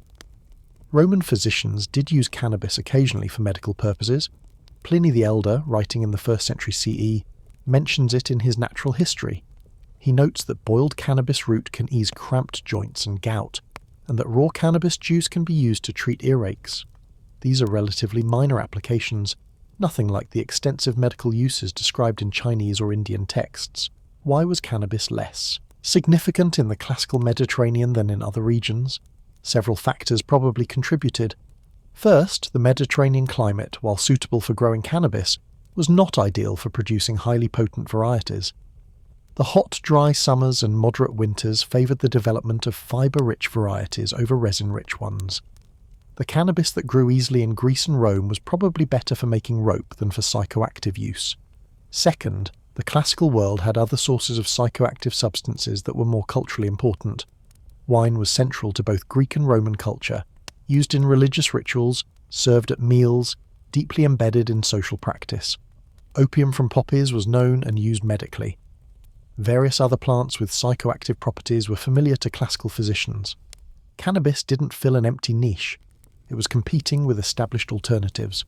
Third, unlike in India or China, classical Mediterranean societies didn't develop strong cultural frameworks for cannabis use. There was no equivalent of the Taoist emphasis on consciousness transformation, no tradition of yogic practice where cannabis might serve as an aid. The classical religious framework, based on public ritual and civic religion rather than individual mystical experience, didn't create space for cannabis to play a significant spiritual role. Yet cannabis was present, it was known, it was used, if not prominently. As trade with Asia increased, particularly during the Roman Empire when the Silk Road was at its height, knowledge of cannabis probably increased as well. Roman merchants trading with India or Persia would have encountered cannabis used in different ways, with different understandings of its properties. Some of this knowledge likely filtered back to the Mediterranean world. There's an interesting detail in some Roman sources about sailors and labourers. Rope makers, who worked extensively with hemp fibre, were noted to sometimes experience giddiness or lightheadedness. While this was usually attributed to the physical exertion of their work, it's possible they were experiencing mild psychoactive effects from dust containing cannabis resin in their work environment. Similarly, sailors who worked with hemp rigging and sails might have had incidental exposure, but these would have been accidental exposures, not deliberate use. There's no evidence of systematic recreational cannabis use in the classical Mediterranean. No Greek or Roman equivalent of the Scythian steam tents or the Indian chillum. Cannabis remained primarily a practical crop, occasionally mentioned in medical texts, but never culturally central. As you lie here in deepening relaxation, imagine the classical Mediterranean world. The marble temples of Athens gleaming white under the intense blue sky. The bustling port of Rome's Ostia, where ships from across the empire brought their cargoes. The villas of wealthy citizens with their painted frescoes and mosaic floors, where dinner parties might include philosophical discussions, recitals of poetry, and yes, perhaps occasionally some roasted cannabis seeds as a novelty. Imagine a Greek physician of the 2nd century CE, trained in the medical theories of Hippocrates and Galen, trying to help a patient suffering from chronic pain. He has many tools at his disposal: diet modification, herbal remedies, exercise regimens, even surgical procedures. Among his herbal options, he might consider cannabis, but it would not be his first choice. He might use opium poppy or willow bark or any of dozens of other plants before he considered cannabis. It was in his toolbox, but it was not a favourite tool. Or imagine a Roman rope maker working with hemp fibre day after day. The fibre is strong and durable, perfect for maritime use. Rome's naval power depends partly on hemp ropes and sails. The rope maker takes pride in his work, in the quality of his product. He may notice occasional mild effects from working with the plant material, slight giddiness, a sense of well-being, but he thinks little of it. It's just part of the job, like the calluses on his hands, or the particular smell that clings to his clothes. The classical Mediterranean world represents a counterpoint to the narrative of cannabis's importance in ancient cultures. Here was a highly sophisticated civilization, with advanced medicine, extensive trade networks, detailed record-keeping, and cannabis was present, but peripheral, known but not especially valued for anything beyond its fibre. This tells us that cannabis's significance is not universal or automatic. It depends on cultural context, on what other substances are available, on what spiritual and medical frameworks exist to make sense of its effects. Yet even this limited classical knowledge of cannabis would prove important. When the Roman Empire fell and classical learning was preserved in monasteries and Islamic libraries, these brief references to cannabis were preserved as well. When medical texts were translated and transmitted through the Middle Ages, cannabis was mentioned. When Europeans eventually encountered cannabis more directly through contact with Islamic and Asian civilizations, they had these classical texts to serve as initial reference points. The classical world's relatively minor relationship with cannabis also meant that no strong prohibitions developed. Cannabis was never important enough to be controversial. It was just another plant, useful for rope, occasionally useful in medicine, unremarkable. This neutral stance might have made it easier for cannabis to be accepted in later European contexts, since there was no classical precedent for either strong promotion or strong opposition. As your breathing deepens into sleep patterns, the Mediterranean world fades into the soft darkness. The white marble temples dissolve into dreams, the rope maker and the physician retire for the night, and cannabis, that minor player on the classical stage, waits in the wings for other cultures, other contexts, where it will play more prominent roles. The smoke rises, but faintly, barely noticed among all the other smokes, incense, cooking fires, funeral pyres, of the classical world. Not every culture would make cannabis central, but every culture that encountered it would find some use for it, would integrate it somehow into their understanding of the plant world and its gifts to humanity. The Islamic Golden Age. Hashish enters history. One group particularly associated with hashish in medieval Islamic sources was the Nizari Ismaili sect, based in mountain fortresses in Persia and Syria. European crusaders encountered this group and came away with garbled stories about assassins who supposedly used hashish to induce fanatical loyalty. The word assassin itself supposedly derives from hashishin, meaning hashish users. Modern historians are skeptical of this etymology and the stories associated with it. The tales of warriors being drugged with hashish and shown false paradises to ensure their loyalty appear to be crusader propaganda rather than historical fact. The Nizari Ismailis were indeed feared fighters, but their motivation seems to have come from genuine religious conviction rather than drug-induced delusion. The association between the sect and hashish may be entirely fabricated, or it may reflect a deliberate attempt by their enemies to discredit them by associating them with a controversial substance. Nevertheless, these stories had lasting impact. The word assassin entered European languages, carrying with it associations between hashish, violence, and fanaticism that would persist for centuries. This early negative portrayal of cannabis in European consciousness would influence later attitudes, even though it was based on dubious historical sources. Meanwhile, in the reality of Islamic civilization, hashish use continued in various forms.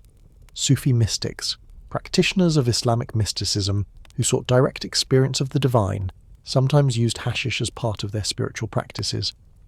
Not all Sufis did so, many orders explicitly prohibited it, but in some orders, and among some practitioners, hashish was seen as potentially facilitating the altered states of consciousness that Sufis cultivated through prayer, chanting, and meditation. The Sufi use of hashish bears some similarity to the Indian use of cannabis in Hindu and Buddhist contexts. Both traditions saw the plant as potentially useful for spiritual purposes, as an aid to practices aimed at transcending ordinary consciousness. But the Sufi relationship with hashish was more controversial within their own religious tradition than the Hindu relationship with bhang was within theirs, precisely because of ongoing debates about whether hashish violated Islamic prohibitions on intoxication. Imagine yourself in Baghdad in the 11th century, during the height of the Islamic Golden Age. The city is one of the world's great centres of learning, with libraries, universities, hospitals, and observatories. Scholars from across the Islamic world and beyond gather here to study medicine, mathematics, astronomy, philosophy. The translation movement has made Greek, Persian, and Indian learning available in Arabic, creating a rich synthesis of knowledge traditions. You are a student of medicine, learning from the great texts and from experienced physicians. One day, your teacher discusses cannabis with the class. He explains that it is known by various names, hashish, kinab, shahtanaj, and that it has several medical uses. He describes how it can relieve pain, induce sleep, reduce anxiety. He also warns about potential harmful effects, particularly from excessive use, or from very potent preparations. He shows you samples of different preparations. There are dried cannabis leaves, suitable for mild applications. There is concentrated resin, much more potent to be used sparingly and only for severe conditions. He explains the importance of proper dosing, of understanding the patient's constitution, of monitoring effects carefully. This is sophisticated pharmacology, centuries ahead of what is being practiced in most of Europe at this time. After the lecture, you and your fellow students discuss what you have learned. One student mentions that he has heard of Sufis using hashish for spiritual purposes. Another responds that this is controversial, that many scholars consider such use improper. A third notes that the Prophet himself said nothing specific about cannabis, and that the prohibition of intoxication might not apply to mild controlled use for legitimate purposes. The debate is lively, nuanced, showing that attitudes toward cannabis are not monolithic, even within Islamic civilization. The production of hashish in medieval Islamic lands was relatively sophisticated. The basic process involved separating the resinous trichomes, the tiny sticky glands on cannabis flowers that contain the highest concentrations of cannabinoids, from the plant material. This could be done by sieving dried flowers through fine cloth, by rubbing fresh flowers between the hands and collecting the resin that accumulated, or by various other methods. The resulting product was then pressed into cakes or balls for storage and transport. This processed form had several advantages. It was more potent than flowers or leaves, meaning a smaller amount was needed for effect. It was more concentrated and thus easier to transport and store. It had a longer shelf life than plant material. For all these reasons, hashish became the preferred form of cannabis in regions where it was used for psychoactive effects rather than fibre or seed production. The hashish trade became economically significant in some regions. North Africa, particularly Morocco and Egypt, became major production centres. From there, hashish was traded throughout the Mediterranean and Middle East. Merchants understood its value. Smugglers evaded authorities who tried to restrict it. Like many substances that alter consciousness, hashish generated both legitimate commerce and black markets. depending on the legal situation in different times and places. Islamic medical knowledge, including knowledge of cannabis and hashish, eventually influenced European medicine. When Islamic texts were translated into Latin, during the 12th and 13th centuries, European physicians gained access to sophisticated pharmacological knowledge that had been lost in the West after the fall of Rome. References to cannabis in Avicenna's Canon of Medicine and other Islamic texts introduced or reintroduced European physicians to the plant's medical potential. But this transmission of knowledge was gradual and incomplete. European physicians learned of cannabis primarily as a minor medicinal plant, not as the culturally significant substance it was in some Islamic contexts. The fuller picture of hashish use in Islamic civilization, medical, spiritual, social, controversial, would not become clear to Europeans until much later, when colonial encounters and travel literature provided more detailed accounts. As you drift deeper into relaxation, picture the Islamic world at its height. The great cities, Baghdad, Damascus, Cairo, Cordoba. The scholars debating in libraries, the physicians treating patients, the traders carrying goods along ancient routes, the Sufi mystics seeking divine union, the poets crafting verses about earthly pleasures, the medical students learning their craft, and hashish, present in all these contexts, used and debated, valued and condemned, woven into the complex tapestry of medieval Islamic civilization. The Islamic Golden Age eventually declined, as all ages must. Political fragmentation, invasions, economic changes transformed the Islamic world, but the knowledge preserved and created during that era, including knowledge of hashish, remained. It was carried forward in medical texts, in oral traditions, in the practices of various groups and communities. When Europeans eventually colonized parts of the Islamic world, they would encounter hashish use and carry knowledge of it back to Europe, beginning new chapters in cannabis's global story. The smoke rises from a Persian censer, from an Egyptian coffee house, from a Moroccan village. In each place, it carries different meanings, serves different purposes, generates different debates. The Islamic experience with hashish shows us once again that cannabis's significance is always culturally constructed, always embedded in specific social and religious contexts. What is medicine to one person is intoxication to another. What is spiritual practice to one community is forbidden indulgence to another.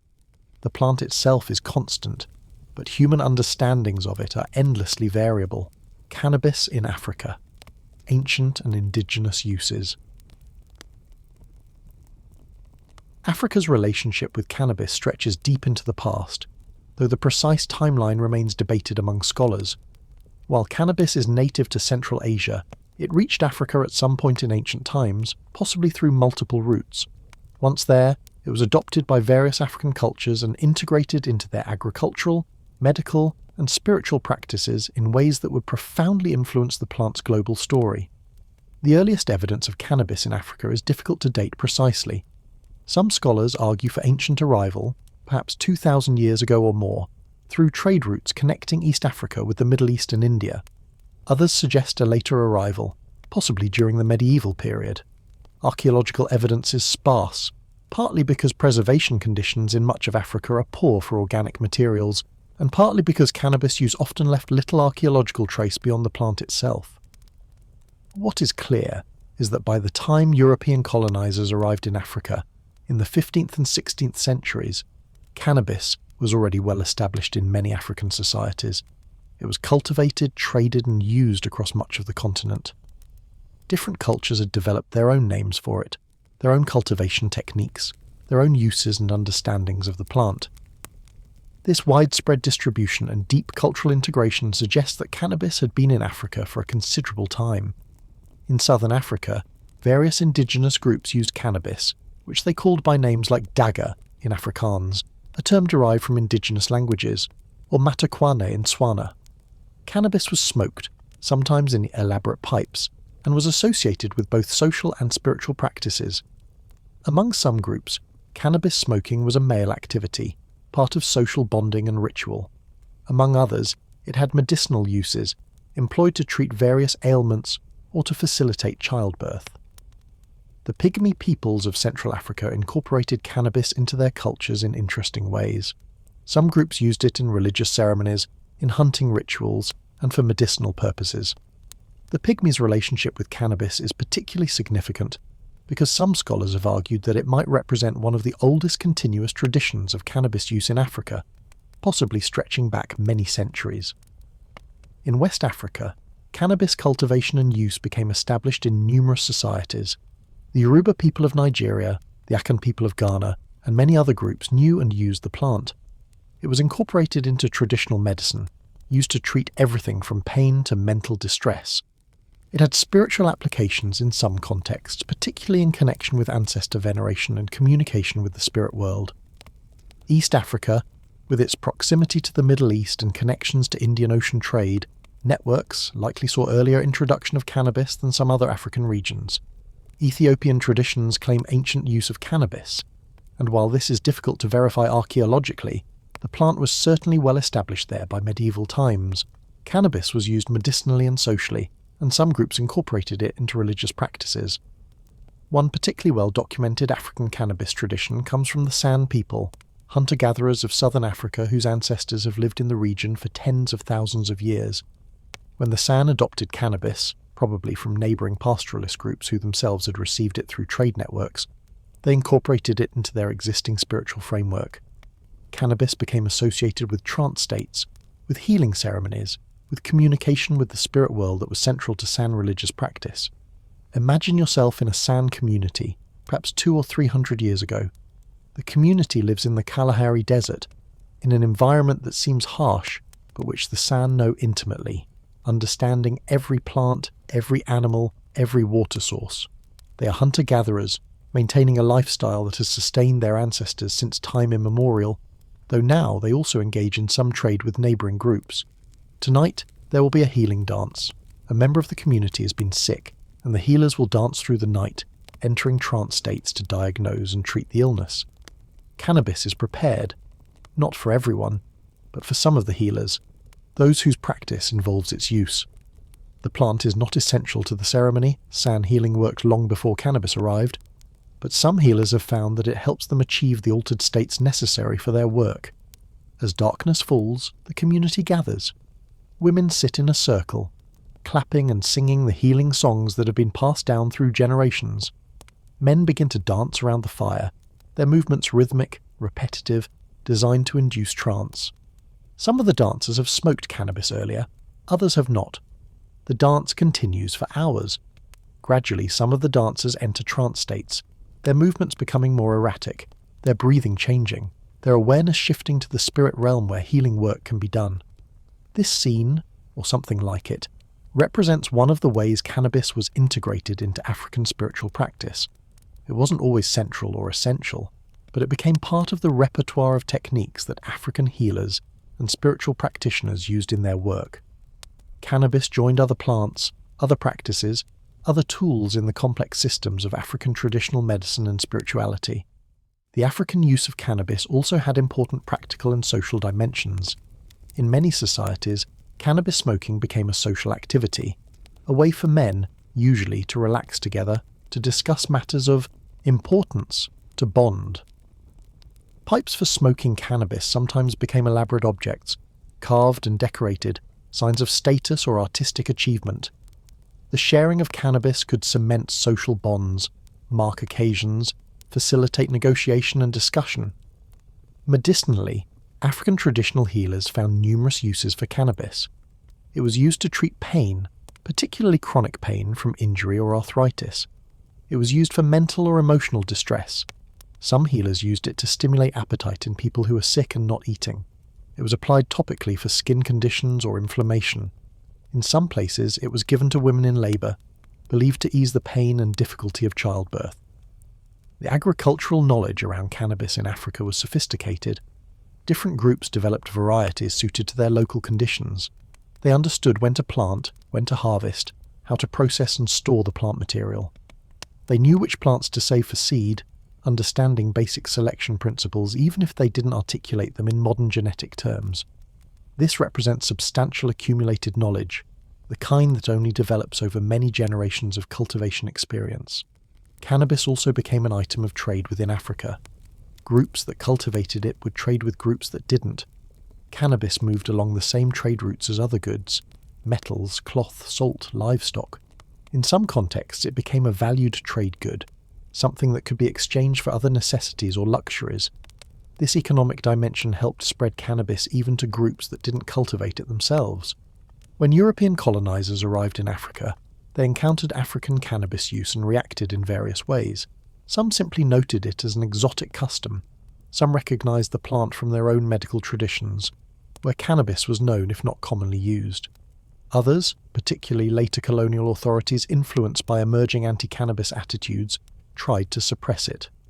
Colonial prohibitions of cannabis, often part of broader attempts to control indigenous populations, began the process that would eventually lead to global prohibition in the 20th century. But that is getting ahead of the story. In the centuries before European colonization, cannabis in Africa existed in a complex indigenous context. It was a cultivated crop, a medicine, a spiritual tool, a social substance, a trade good. Different African societies had different relationships with it, just as we've seen in Asian and Middle Eastern contexts. The plant was the same, but human understandings of it varied enormously. As your breathing slows and deepens, picture the vastness of Africa: the Sahara Desert in the north, the tropical rainforest of the centre, the savannas and grasslands, the southern deserts and coasts. Across this enormous and diverse continent, in countless communities speaking hundreds of languages, living in innumerable different ways, cannabis found homes. It adapted to new climates, to new uses, to new meanings. The smoke rises from clay pipes, from hollow horns, from whatever device each culture developed for consumption. It rises in healing ceremonies and social gatherings, in moments of pain and moments of celebration. And with each instance of use, the human relationship with this plant deepens, becomes more complex, more woven into the fabric of culture and practice. Africa's cannabis story is not as well known as Asia's, or even the Middle East's, but it is equally rich, equally complex, equally deserving of understanding and appreciation. The African experience with cannabis would eventually have global implications. When enslaved Africans were forcibly transported to the Americas, some carried knowledge of cannabis with them. When colonial networks connected Africa with Europe and the Americas, cannabis knowledge travelled along those networks. The plant that arrived in Africa from Asia would leave Africa to continue its global journey, carrying with it something of the African experience, the African understandings, the African names and uses that had developed over centuries of indigenous practice. Medieval Europe, cannabis as hemp. Medieval Europe knew cannabis, but knew it almost exclusively as hemp, a fibre crop rather than a medicine or intoxicant. This utilitarian relationship with the plant contrasts sharply with the spiritual and medical uses we've seen in Asia, the Middle East and Africa. European cannabis was about rope and textiles, about the practical needs of an agricultural and maritime civilization, not about altered consciousness or healing. This European exceptionalism in cannabis use would have lasting consequences. Hemp cultivation in medieval Europe was widespread and economically important. The strong fibres of the cannabis plant were ideal for many essential applications. Rope made from hemp was standard aboard European ships, where its strength and resistance to salt water made it superior to ropes made from other plant fibres. Sails were often made from hemp cloth, which was durable enough to withstand constant wind stress. Fishing nets, crucial for feeding coastal populations, were typically made from hemp cordage. On land, hemp fibre was processed into textiles for clothing and other uses. While not as fine or soft as linen or wool, hemp cloth was durable and relatively cheap to produce. It was used particularly for work clothes, for bags and sacks, for rough textiles of various kinds. In some regions, hemp production was economically significant enough that it was regulated by law, with requirements that farmers devote a certain portion of their land to hemp cultivation. The cultivation of hemp followed the agricultural year. Hemp was planted in spring, typically in well-prepared soil rich in nitrogen. The plants grew rapidly over the summer, reaching heights of 10 or 15 feet by harvest time. For fibre production, hemp was harvested before the plants flowered and went to seed, as this produced the longest and strongest fibres. The harvested stalks were then subjected to a process called retting, where they were soaked in water or exposed to dew and rain, to allow microbial action to break down the pectin binding the fibres to the woody core. After retting, the hemp was broken and scutched, beaten to separate the fibres from the woody portion, and then heckled, combed to separate and align the fibres. The resulting fibre could then be spun into thread or twine, which could be woven into fabric or rope. The process was labour-intensive, but the result was a strong, useful material that justified the effort. Medieval European knowledge of cannabis's other properties was limited but not entirely absent. Medical texts inherited from classical and Islamic sources mention cannabis's medicinal uses, and some European physicians would occasionally prescribe it, though it was never a mainstream medicine. The psychoactive properties of cannabis were known to scholars who read widely and translated texts from other traditions, but there was no European tradition of recreational or spiritual cannabis use comparable to what existed elsewhere. Why did medieval Europe develop such a narrowly utilitarian relationship with cannabis? Several factors likely contributed. First, Europe had well-established alternatives for both medical and recreational psychoactive use. Alcohol, particularly beer and wine, was deeply embedded in European culture. Opium was known and used medicinally. Various European plants, henbane, mandrake, belladonna, served as medicines and occasionally as intoxicants. Cannabis didn't fill an empty niche. It entered a crowded field where other substances already served similar purposes. Second, the varieties of cannabis that grew best in European climates were selected primarily for fibre production, not for psychoactive potency. Hemp grown for fibre is harvested before flowering, precisely the stage when psychoactive resin production would be highest. The male plants, which produce little resin, were often as valued as females for fibre production. Over generations of cultivation focused on fibre, European hemp varieties likely became less potent psychoactively, even if the flowers were used. Third, there were no strong cultural frameworks in medieval Europe for cannabis's psychoactive use. The shamanic traditions of Central Asia, the yogic practices of India, the Sufi mysticism of Islam, the healing ceremonies of Africa, none of these had direct European parallels. European spirituality centered on Christianity, which emphasized faith, prayer, and sacraments, not altered states induced by plants. There was no cultural space for cannabis to play the kind of spiritual role it did elsewhere. Imagine yourself as a medieval European peasant, perhaps in the 13th century. You live in a small village, farming a few strips of land, paying rents and tithes to your lord and the church. Among your crops is hemp, which you are required by law to grow. You plant it in spring on one of your better fields. It grows rapidly, tall and strong. Its distinctive palmate leaves easily recognizable. In late summer, you harvest the hemp before it flowers, cutting the stalks and laying them in the field to ret. After a few weeks of exposure to dew and rain, microbial action has broken down enough of the pectin that you can process the stalks. You break them, beat them, separate the long fibres from the woody core. The fibres go to the manor house as part of your rent, where they will eventually be made into rope or cloth. The woody remains you might use for fuel or animal bedding. You know this is cannabis, the same plant mentioned occasionally in sermons against sin and intoxication, but you don't think of it that way. To you, it's hemp, a crop like any other, somewhat more labour-intensive than wheat or barley, but necessary and valuable. The idea of smoking it or using it to achieve altered states would seem strange, foreign, perhaps even sinful. That's not what this plant is for.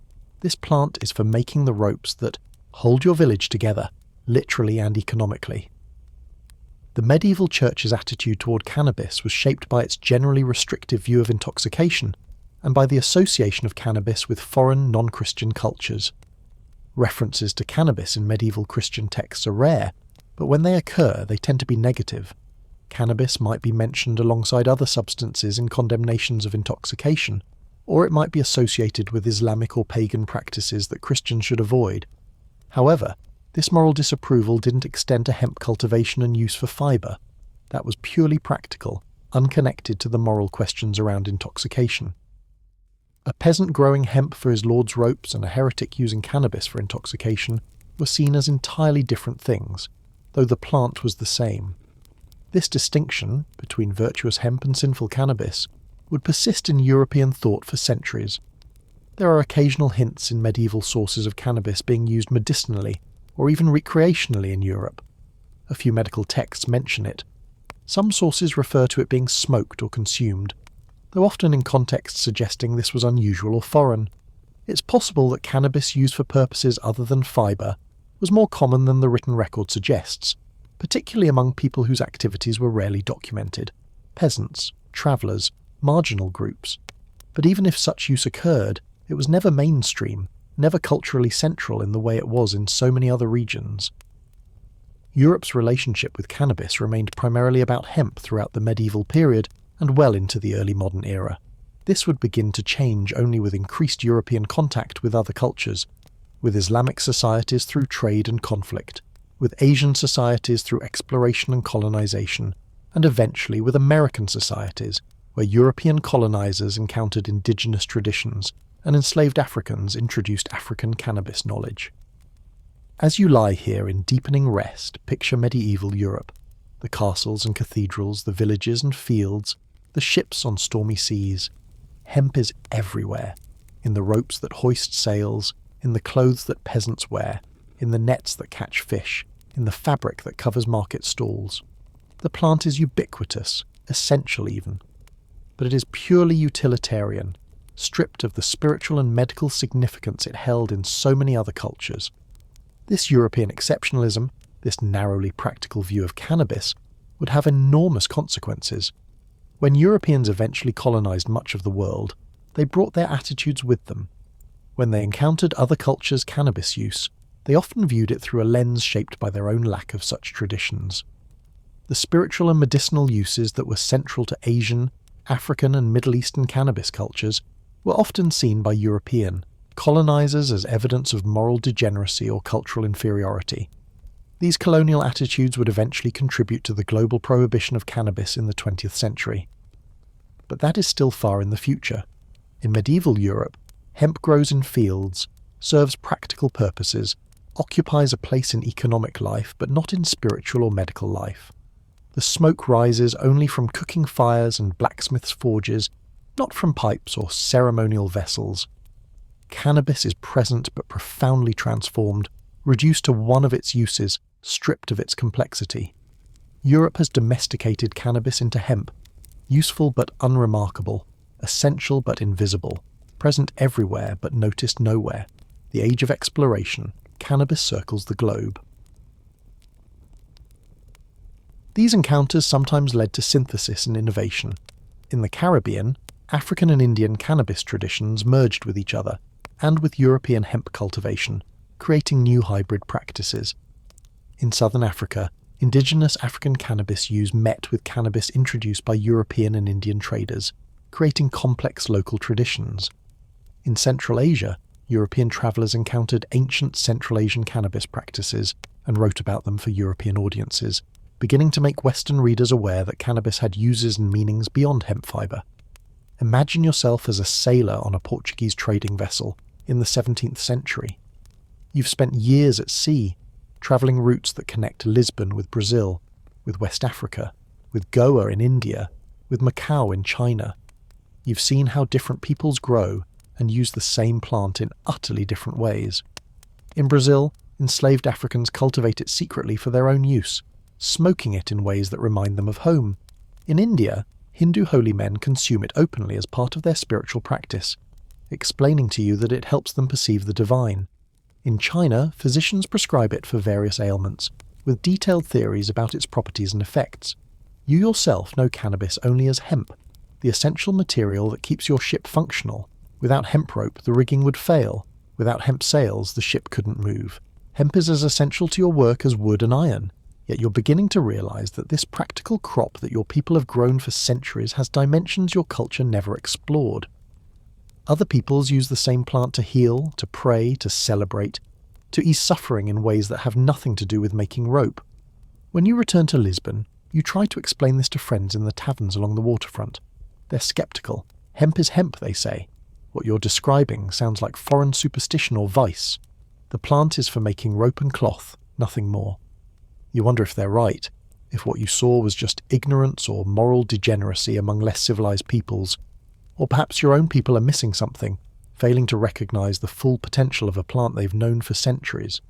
This confusion, this disconnect between different cultural understandings of the same plant, characterized European encounters with cannabis during the Age of Exploration. European travellers and colonizers repeatedly encountered non-European peoples using cannabis in ways that seemed strange, immoral, or incomprehensible. They wrote accounts describing these practices, often with fascination but also with disapproval, creating a body of travel literature that began to make European audiences aware of global cannabis diversity.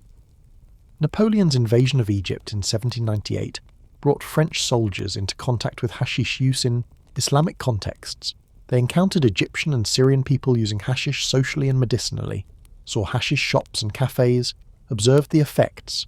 Some French soldiers tried hashish themselves, often with disastrous results due to excessive doses and lack of cultural framework for understanding the experience. When they returned to France, they brought stories of hashish with them, contributing to a growing European awareness of cannabis's psychoactive properties. British colonisation of India brought British officials, soldiers and merchants into extensive contact with Indian cannabis traditions. They observed Hindu sadhus using bhang and ganja, saw cannabis cultivated extensively, encountered Indian Ayurvedic medicine's sophisticated understanding of the plant. Some British individuals experimented with cannabis themselves, others studied it scientifically, beginning to investigate its chemistry and pharmacology. Still others saw it as a vice to be controlled or suppressed, a sign of Indian moral inferiority that justified colonial rule. The British colonial administration in India eventually conducted extensive studies of cannabis use, culminating in the Indian Hemp Drugs Commission Report of 1894, one of the most comprehensive studies of cannabis ever undertaken. The commission collected testimony from hundreds of witnesses, doctors, religious leaders, farmers, users, and produced a massive report running to thousands of pages. Its conclusions were relatively moderate, suggesting that moderate cannabis use was relatively harmless and that prohibition would be unenforceable and potentially counterproductive. But the British relationship with cannabis in India was deeply tangled with colonial power dynamics. Cannabis use was often portrayed as characteristic of lower castes and less civilized populations, part of the colonial narrative that depicted Indians as needing British guidance and control. At the same time, the British profited from cannabis taxes and from the hemp trade. The colonial state was simultaneously studying cannabis scientifically, taxing it for revenue, condemning it morally, and trying to regulate and control it. Spanish and Portuguese colonizers in the Americas encountered similar complexities. They had mandated hemp cultivation for colonial industries, but they also found that enslaved Africans and indigenous people were using cannabis in ways the colonizers hadn't intended. Colonial authorities periodically tried to suppress these uses, viewing them as vices or as practices associated with enslaved or indigenous populations they were trying to control. Yet enforcement was inconsistent, and cannabis use persisted and evolved in the margins of colonial society. By the early 19th century, cannabis's global dispersal was essentially complete. The plant was cultivated on every inhabited continent. Multiple cultural traditions of use existed, sometimes in isolation, sometimes in contact and generating hybrid practices. European awareness of cannabis's psychoactive properties was growing, though European use remained limited. The stage was set for the 19th and 20th century developments that would eventually lead to global prohibition, but that story still lies ahead. As your breathing slows into sleep rhythms, follow those sailing ships in your mind. See them crossing vast oceans, carrying hemp rope and hemp seed, carrying enslaved people who remember cannabis from their African homes, carrying colonizers who understand cannabis only as a crop. See the plants spreading, taking root in new soils, adapting to new climates. See the knowledge spreading too, sometimes transmitted carefully, sometimes fragmenting and being lost, sometimes merging with other traditions to create something new. The Age of Exploration transformed cannabis from a plant with regional significance to one with global presence. It connected previously separate traditions, creating possibilities for exchange and synthesis. It also created new hierarchies and judgments, as European colonizers imposed their values on colonized peoples whose cannabis use seemed foreign or wrong. The global cannabis story was becoming more connected but also more contested, more complex but also more conflict-ridden. The ships sail on, their hemp rigging creaking in the wind, their hemp sails billowing, carrying goods and people and plants and knowledge across the great distances that had once kept human societies separate. Cannabis sails with them, finding new homes, acquiring new meanings, entering new stories. The smoke rises now from pipes in Jamaica and fields in Kentucky, from vessels in Morocco and ceremonies in South Africa, from ritual spaces in India and medicinal halls in China, each puff of smoke carrying its own local meaning while connecting to this newly global story of a plant that humans have spread to nearly every place they live. The 19th century, medical discoveries and literary fascinations. The 19th century witnessed a dramatic shift in Western attitudes toward cannabis. What had been known primarily as a fibre crop became an object of medical research, literary fascination, and cultural controversy. European and American physicians discovered cannabis's medical properties, which other cultures had known for millennia. Artists and writers experimented with hashish, producing accounts that shaped cultural perceptions, and the groundwork was laid for the prohibitionist attitudes that would dominate the 20th century. The medical interest in cannabis began with European doctors working in colonised regions where cannabis use was common. William O'Shaughnessy, an Irish physician working for the British East India Company in India during the 1830s, conducted systematic studies of cannabis's medical properties. He observed Indian medical practice, experimented with cannabis extracts on animals and then on patients, and documented the results carefully. O'Shaughnessy found that cannabis extracts could relieve pain, reduce muscle spasms, calm anxiety, and produce sedation. He used it successfully to treat conditions ranging from rheumatism to tetanus to convulsions. In 1843, he returned to England and brought with him both cannabis samples and his research findings. His publications in British medical journals sparked widespread interest among European physicians. Soon, cannabis tinctures and extracts were being manufactured by pharmaceutical companies and prescribed by doctors throughout Europe and North America. Cannabis became an accepted medicine, found in pharmacies and prescribed for numerous conditions. It was used for pain relief, as a sedative, to treat menstrual cramps, to ease the symptoms of various diseases. For several decades in the mid-19th century, cannabis was a mainstream medicine in Western countries. The medical cannabis of this era was quite different from modern medical marijuana. It was typically administered as an alcohol-based tincture, or as a solid extract dissolved in alcohol or another solvent. Dosing was imprecise. The potency of different batches varied considerably, and doctors had to experiment to find effective doses for individual patients. The effects could be powerful and unpredictable. Some patients found cannabis medications highly effective, others experienced unpleasant side effects or insufficient relief. Despite these challenges, cannabis became one of the most commonly prescribed medicines of the era. Queen Victoria's personal physician, Sir Russell Reynolds, prescribed cannabis for her menstrual cramps, and she reportedly found it helpful. Many prominent physicians wrote about cannabis, contributing to medical journals, debating proper indications and dosages, attempting to standardize preparations. But while cannabis was entering mainstream medicine, it was also becoming an object of literary and artistic fascination, particularly in France. In 1840s Paris, a group of writers and artists formed the Club des Hachichins, the Hashish Eaters Club. Members included some of the most prominent figures of French Romanticism: Charles Baudelaire, Théophile Gautier, Alexandre Dumas, Honoré de Balzac, and others. They would meet monthly to consume hashish prepared by Dr. Jacques-Joseph Moreau, a physician interested in the drug's psychological effects. The hashish consumed by the club members was typically a preparation called dawamesque, a paste made from cannabis extract mixed with honey, nuts, spices, and other ingredients. Moreau prepared it in specific doses, though the effects varied considerably between individuals. The club members would consume the dawamesque and then spend hours in conversation, music, and observation of their altered states of consciousness. Several club members wrote extensively about their hashish experiences, producing accounts that became influential in shaping Western cultural perceptions of cannabis. Baudelaire's essay, The Poem of Hashish, and Gautier's The Hashish Club provide detailed descriptions of the subjective effects of cannabis, emphasizing the alterations in time perception, the intensification of sensory experience, the flights of imagination, and sometimes the anxiety or paranoia that high doses could induce. These accounts were literary, not scientific. They emphasized the extraordinary and exotic aspects of the hashish experience, presenting it as a journey into unknown realms of consciousness. They were written for an audience fascinated by altered states, by exotic foreign substances, by pushing the boundaries of experience. The accounts were influential but also problematic, creating associations between cannabis and artistic bohemianism, excess, and moral ambiguity that would persist in Western culture.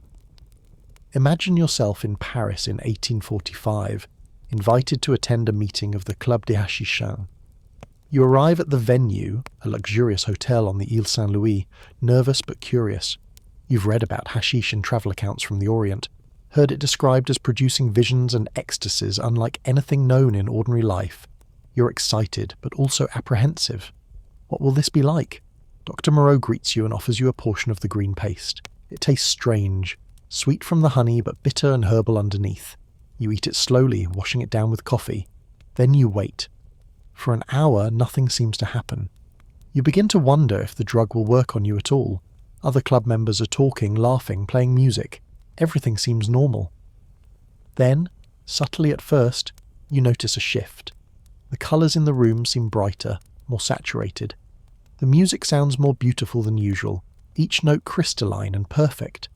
Time seems to slow. You become fascinated by your own thoughts, which seem to flow with unusual clarity and creativity. Ideas that would normally require effort arise effortlessly. You laugh at something someone says, and your laughter seems to go on, each wave of mirth deeper than the last. The next several hours pass in a kind of dream. You have conversations that seem profoundly significant, though later you'll have trouble remembering exactly what was said. You experience moments of anxiety, wondering if the effects will ever wear off, whether you've damaged your mind permanently. But these moments pass, replaced by wonder and enjoyment. Eventually, gradually, the effects fade. You return to ordinary consciousness, exhausted but exhilarated, feeling that you've experienced something significant and strange. This is the narrative that the French Romantics created around hashish, a journey into consciousness, an exploration of the mind's far territories, an experience both wonderful and potentially dangerous. Their accounts spread throughout European and American literary culture, shaping how educated Western audiences thought about cannabis. It was associated with artistic creativity, with exotic Oriental practices, with experimentation and boundary pushing, but also with excess and potential harm. Meanwhile, in America, medical use of cannabis was also expanding. American physicians, reading European medical journals and observing successful treatments, began prescribing cannabis for their own patients. American pharmaceutical companies began producing cannabis tinctures and extracts. Cannabis appeared in the United States Pharmacopoeia in 1850, official recognition of its status as a medicine. But American attitudes toward cannabis were already becoming complicated by racial and social factors. Cannabis smoking, as opposed to taking cannabis medicines, was associated in American minds with Mexican immigrants, with African Americans, and with certain disreputable urban subcultures. While middle-class white Americans might take cannabis tincture prescribed by their physician without any moral qualm, cannabis smoking was seen as a vice associated with racial others and lower classes. This bifurcation, respectable medical cannabis versus disreputable smoked cannabis, would have profound consequences. It meant that as opposition to cannabis grew in the early 20th century, medical use didn't protect the plant from prohibition. The medical establishment's support for cannabis medicines was ambivalent at best, and pharmaceutical companies eventually abandoned cannabis in favour of newer, more profitable drugs. But in the 19th century, this prohibitionist future wasn't yet apparent. Cannabis seemed to be successfully integrating into Western medicine and culture. Doctors prescribed it, patients used it, pharmaceutical companies profited from it. Writers and artists experimented with it, producing accounts that sparked fascination and debate. Cannabis was becoming part of Western culture in new ways, even as its older uses, hemp, fibre, traditional medicine in non-Western cultures, continued alongside these newer applications. As you drift deeper into sleep, picture the 19th century's collision of cannabis cultures. The physician's office, where cannabis tincture is carefully measured out for a patient suffering chronic pain. The Parisian salon, where artists consume hashish and debate its effects on creativity and consciousness. The fields where hemp is still cultivated, processed into fibre by workers who may not even know it's the same plant. The pharmacies where cannabis medications sit on shelves alongside hundreds of other remedies.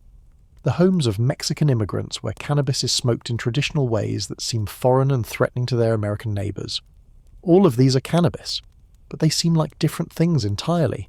The same plant serves multiple purposes, means different things to different people, moves between categories, medicine and drug, hemp and marijuana, respectable and disreputable. The complexity that had always characterized human relationships with cannabis becomes even more complex in the 19th century, as global connections intensify and as cannabis moves between contexts faster than cultural understanding can keep pace. The 19th century set the stage for the 20th century's cannabis conflicts. It established patterns, medical acceptance alongside moral disapproval, racial associations, concerns about excess and harm, that would intensify and eventually lead to prohibition. But it also showed that Western societies could integrate cannabis, could find valuable uses for it, could develop sophisticated understandings of its properties and effects. The path toward prohibition wasn't inevitable. It was one possible outcome among several, chosen for reasons that had as much to do with politics, race and social control as with the plant itself. The path to prohibition. Early 20th century. The early decades of the 20th century witnessed a dramatic reversal in the legal status of cannabis across much of the world. What had been a legal, medically accepted, widely used plant became, within a few decades, one of the most strictly prohibited substances on Earth. This shift was driven by a complex mix of factors: racial prejudice, moral panic, professional competition, international politics, and genuine concerns about drug use. Understanding this history is crucial for understanding our present cannabis situation. In the United States, opposition to cannabis grew first at the state and local level, particularly in southwestern states with significant Mexican immigrant populations. In the early 1900s, Mexican immigrants fleeing the chaos of the Mexican Revolution brought with them the practice of smoking cannabis, which they called marijuana. This practice was foreign to most Americans who knew cannabis primarily as a medicine or as hemp. Local officials and media in states like Texas, New Mexico, and California began associating cannabis smoking with Mexican immigrants, portraying it as a dangerous foreign vice that led to violence and moral degradation. These campaigns were explicitly racist, depicting Mexicans as inherently criminal and citing cannabis use as evidence of their unfitness for American society.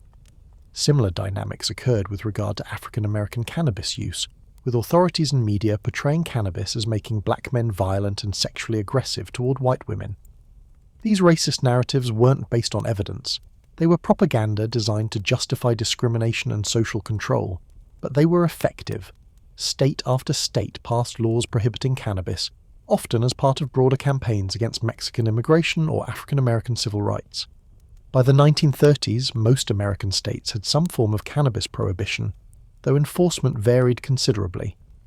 The federal prohibition of cannabis in the United States culminated in the Marijuana Tax Act of 1937. The campaign for federal prohibition was led by Harry Anslinger, head of the Federal Bureau of Narcotics. Anslinger used sensationalist rhetoric, racist narratives, and dubious claims about cannabis-induced violence to build support for prohibition.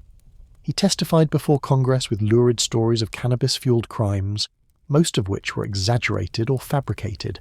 He deployed explicitly racist language, associating cannabis with racial minorities and immigrants in ways designed to frighten white middle-class Americans.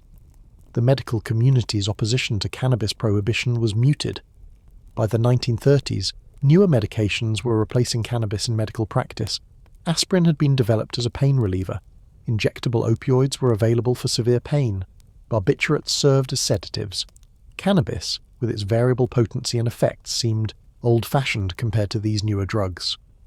Some physicians opposed prohibition, noting that cannabis remained useful for certain conditions, but the American Medical Association's opposition wasn't strong enough to prevent the Tax Act's passage. Hemp farmers and industries opposed prohibition, arguing that hemp fiber was economically and strategically important. But they were told that the law targeted marijuana smoking, not hemp cultivation, and that legitimate hemp operations would be able to continue with proper licensing. This proved largely untrue. The bureaucratic burdens and stigma of the Tax Act essentially ended American hemp cultivation, despite not technically prohibiting it. The Marijuana Tax Act passed in 1937 with minimal opposition. It didn't technically make cannabis illegal, but it imposed such onerous taxes and regulations on cannabis transactions that it effectively prohibited the drug. Anyone who sold or possessed cannabis without the proper tax stamps faced severe penalties.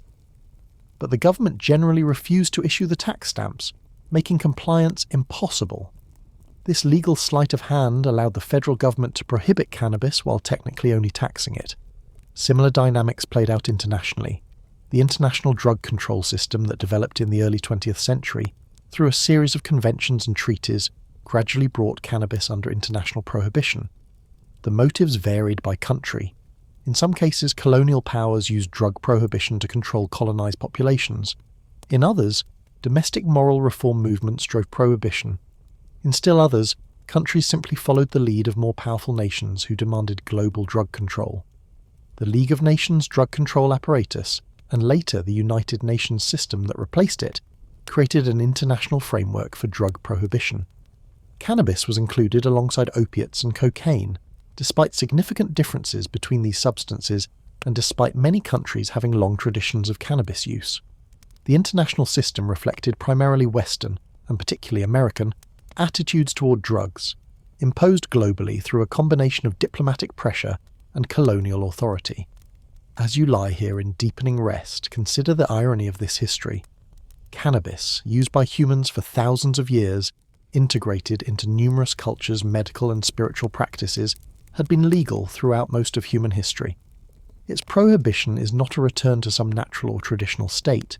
It's a radical departure from historical norms, a brief and recent experiment in attempting to eliminate through law a plant that had previously been accepted by virtually every society that encountered it. The prohibition of cannabis was not inevitable. It was the result of specific historical circumstances, specific political decisions, specific moral panics, and racial prejudices. Other outcomes were possible. Cannabis could have remained legal and regulated as it had been in the 19th century. It could have been controlled similarly to alcohol or tobacco. The path to prohibition required numerous decisions by numerous people in positions of power, each decision influenced by factors that had little to do with the plant itself and much to do with racism, politics, and social control. The prohibitionist narrative claimed to be protecting society from a dangerous drug, but many of the claims made by prohibition advocates were false or exaggerated. Cannabis does have potential risks: dependence, impaired cognition, possible mental health effects in vulnerable individuals, but the prohibitionist rhetoric vastly overstated these risks, claiming cannabis caused insanity, violence, moral degradation, and criminal behavior in ways that simply weren't supported by evidence. The racial component of prohibition cannot be overstated. In the United States, cannabis prohibition was explicitly tied to campaigns against Mexican immigrants and African Americans. Authorities framed cannabis as a Mexican or Negro vice that threatened white society. The language used by prohibition advocates was shockingly racist by modern standards, though it was considered acceptable in the context of its time. This racist foundation would have lasting effects, as cannabis prohibition would be enforced disproportionately against racial minorities throughout the 20th century and into the 21st. The global spread of prohibition, driven largely by American diplomatic pressure and international treaties, imposed this system on countries with their own long cannabis traditions. In India, where cannabis had been used for millennia, and where the 1894 Hemp Commission had recommended against prohibition, British colonial authorities and later independent Indian governments gradually restricted cannabis access. In Jamaica, where cannabis was integrated into social and eventually religious practice, British colonial law prohibited it. In Morocco, where cannabis cultivation was traditional in some regions, French colonial authorities and later the independent Moroccan government grappled with prohibition versus traditional tolerance. The result was a global prohibition system that, by mid-century, made cannabis illegal almost everywhere. A plant that had been legal throughout most of human history, that had served humans in countless ways across countless cultures, was now prohibited, its cultivation, sale, and use punished by criminal law in most nations. This represented one of the most dramatic changes in humanity's relationship with any plant in recorded history. As your breathing slows to sleep rhythms, as the concerns of the day fade into the peaceful darkness, reflect on how recently this prohibition occurred. Your great-grandparents likely lived in a world where cannabis was legal. The prohibition that seems so natural, so obviously right to its supporters, is, Younger than many living humans, history moves quickly sometimes, sweeping away ancient practices, imposing new norms, creating new realities. But history also changes direction. The prohibition that seemed permanent is now being questioned, challenged, reversed in some places. Nothing in human history is truly permanent except change itself. Cannabis underground, mid-20th century countercultures. Prohibition didn't eliminate cannabis use, it drove it underground. Throughout the mid-20th century, despite strict laws and aggressive enforcement, cannabis continued to be cultivated, traded, and consumed. New subcultures developed around cannabis use, subcultures that often deliberately positioned themselves in opposition to mainstream society and its values. Cannabis became a symbol of rebellion, of alternative lifestyles, of resistance to authority. This era transformed cannabis from a plant into an icon, freighting it with cultural and political meanings that extended far beyond its pharmacological properties. In the 1940s and 1950s, cannabis use in the United States was primarily associated with jazz musicians and the urban subcultures that surrounded jazz. Jazz clubs, particularly in cities like New York, Chicago, and Los Angeles, were spaces where cannabis was relatively common despite prohibition. Many jazz musicians used cannabis, finding that it enhanced their musical experience, facilitated improvisation, or simply provided relaxation after performances. This association between jazz and cannabis was not accidental.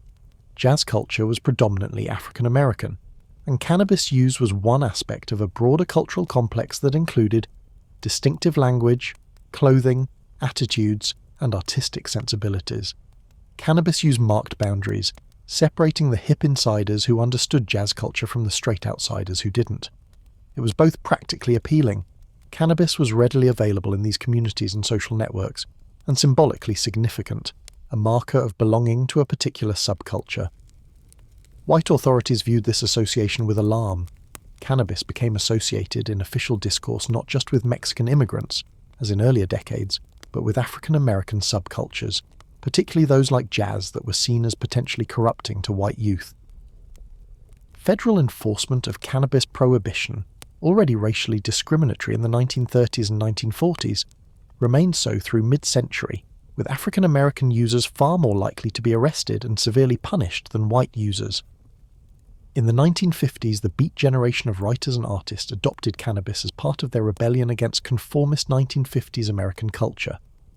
Writers like Allen Ginsberg, Jack Kerouac, and William S. Burroughs experimented with cannabis and wrote about it, celebrating it as a tool for enhancing creativity and escaping the mental confines of conventional society. The Beat saw cannabis use as connected to their broader rejection of materialism, social conformity, and Cold War militarism. The Beats were relatively small in number, but their influence was disproportionate to their size. Their writings, widely read by young people in the 1950s and early 1960s, helped spread positive views of cannabis to a generation that would come of age in the 1960s. When the counterculture of the 1960s exploded into mainstream visibility, it built partly on foundations the Beats had laid a decade earlier. The 1960s witnessed an unprecedented expansion of cannabis use, particularly among young people. As student movements, anti-war protests, and countercultural experimentation flourished, cannabis use spread rapidly through American and Western European youth cultures. What had been a relatively obscure practice associated with specific subcultures became seemingly suddenly widespread among middle-class white youth. This shift alarmed authorities and older generations. Cannabis use became entangled with opposition to the Vietnam War, with student radicalism, with the sexual revolution, with long hair and rock music and everything else that seemed to threaten traditional values. Cannabis became a potent symbol, to users, of freedom and authenticity, to opponents, of moral decay and social chaos. The counterculture celebrated cannabis. Rock musicians sang about it. Underground newspapers published cultivation guides. Activists openly advocated for legalization. Cannabis became central to hippie identity, to the idea of turning on, tuning in, dropping out, to the broader rejection of straight society and its values. Smoking cannabis became a political act, a declaration of solidarity with the counterculture and opposition to the establishment. Imagine yourself as a young person in 1967, perhaps a college student. Perhaps a young person who has moved to San Francisco or New York to participate in the emerging counterculture. You've heard about cannabis from friends, from music, from underground newspapers. You're curious but also nervous. Cannabis is illegal, heavily stigmatized, associated with serious criminal penalties. But it's also everywhere in your social circle, part of the scene, part of what it means to be part of this movement. One evening, at a party or gathering, someone passes you a joint. The ritual is unfamiliar but simple. You take it, inhale, pass it along. The smoke is harsh, you cough, everyone laughs good-naturedly. Over the next hour you feel the effects develop. Music sounds amazing, more textured and meaningful than you've ever heard it. Conversation flows easily, connections seem profound. You laugh more than usual, colours seem brighter. You feel a sense of camaraderie with the people around you, a feeling of being part of something important, something that understands truths that straight society has forgotten or never knew. This experience, repeated by millions of young people throughout the 1960s and early 1970s, transformed cannabis from a marginal, criminalized substance into a mass phenomenon. The counterculture didn't just use cannabis, it made cannabis use meaningful, connected it to broader critiques of society, politics and culture. Cannabis became entwined with opposition to war, with environmental consciousness, with feminist and civil rights movements, with alternative spirituality, with virtually every aspect of 1960s cultural radicalism. The authorities responded with what would later be called the war on drugs. Enforcement intensified, penalties increased. President Nixon declared drug abuse public enemy number one and created new agencies and initiatives to combat it. Cannabis, despite being far less dangerous than drugs like heroin, was classified as a Schedule Y substance under the Controlled Substances Act of 1970, the most restrictive category, reserved for drugs with no accepted medical use and high potential for abuse. This classification was controversial even at the time. Nixon's own commission studying the issue, the Schaefer Commission, recommended decriminalization of cannabis, finding that its dangers had been exaggerated and that criminal penalties were counterproductive. Nixon ignored these recommendations, proceeding with prohibition and escalating enforcement. Later evidence revealed that Nixon's drug war was explicitly designed to disrupt and criminalize the anti-war left and African American communities, targeting groups that opposed his administration. Outside the United States, similar dynamics played out in many Western countries. The Netherlands developed a policy of tolerance, allowing cannabis sales in licensed coffee shops, while technically keeping it illegal. Several other European countries moved toward decriminalization. But the international treaty system constrained options, and most countries maintained prohibition even as enforcement strategies varied. Jamaica provides an interesting counterpoint.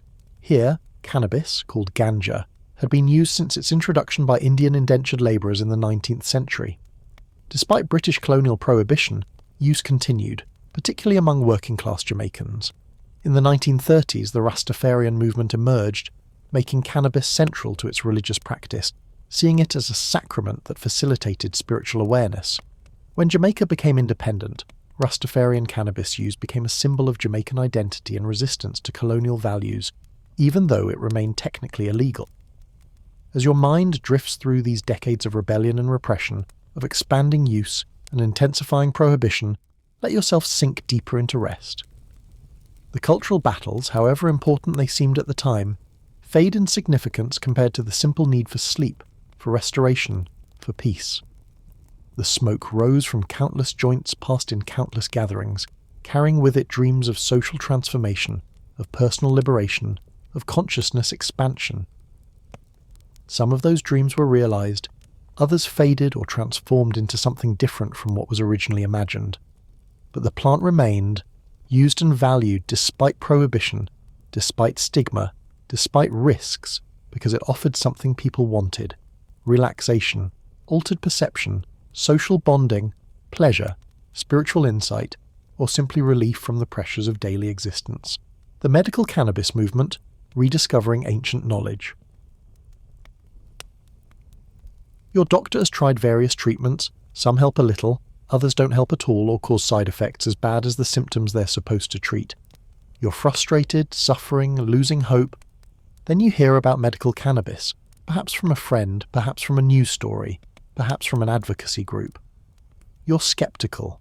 Isn't that just marijuana, a drug used by teenagers and hippies?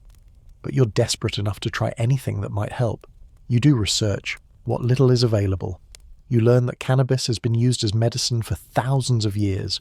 You learn about the endocannabinoid system, about receptors in your brain and body that respond to cannabis compounds. You learn about other patients with conditions similar to yours who have found relief.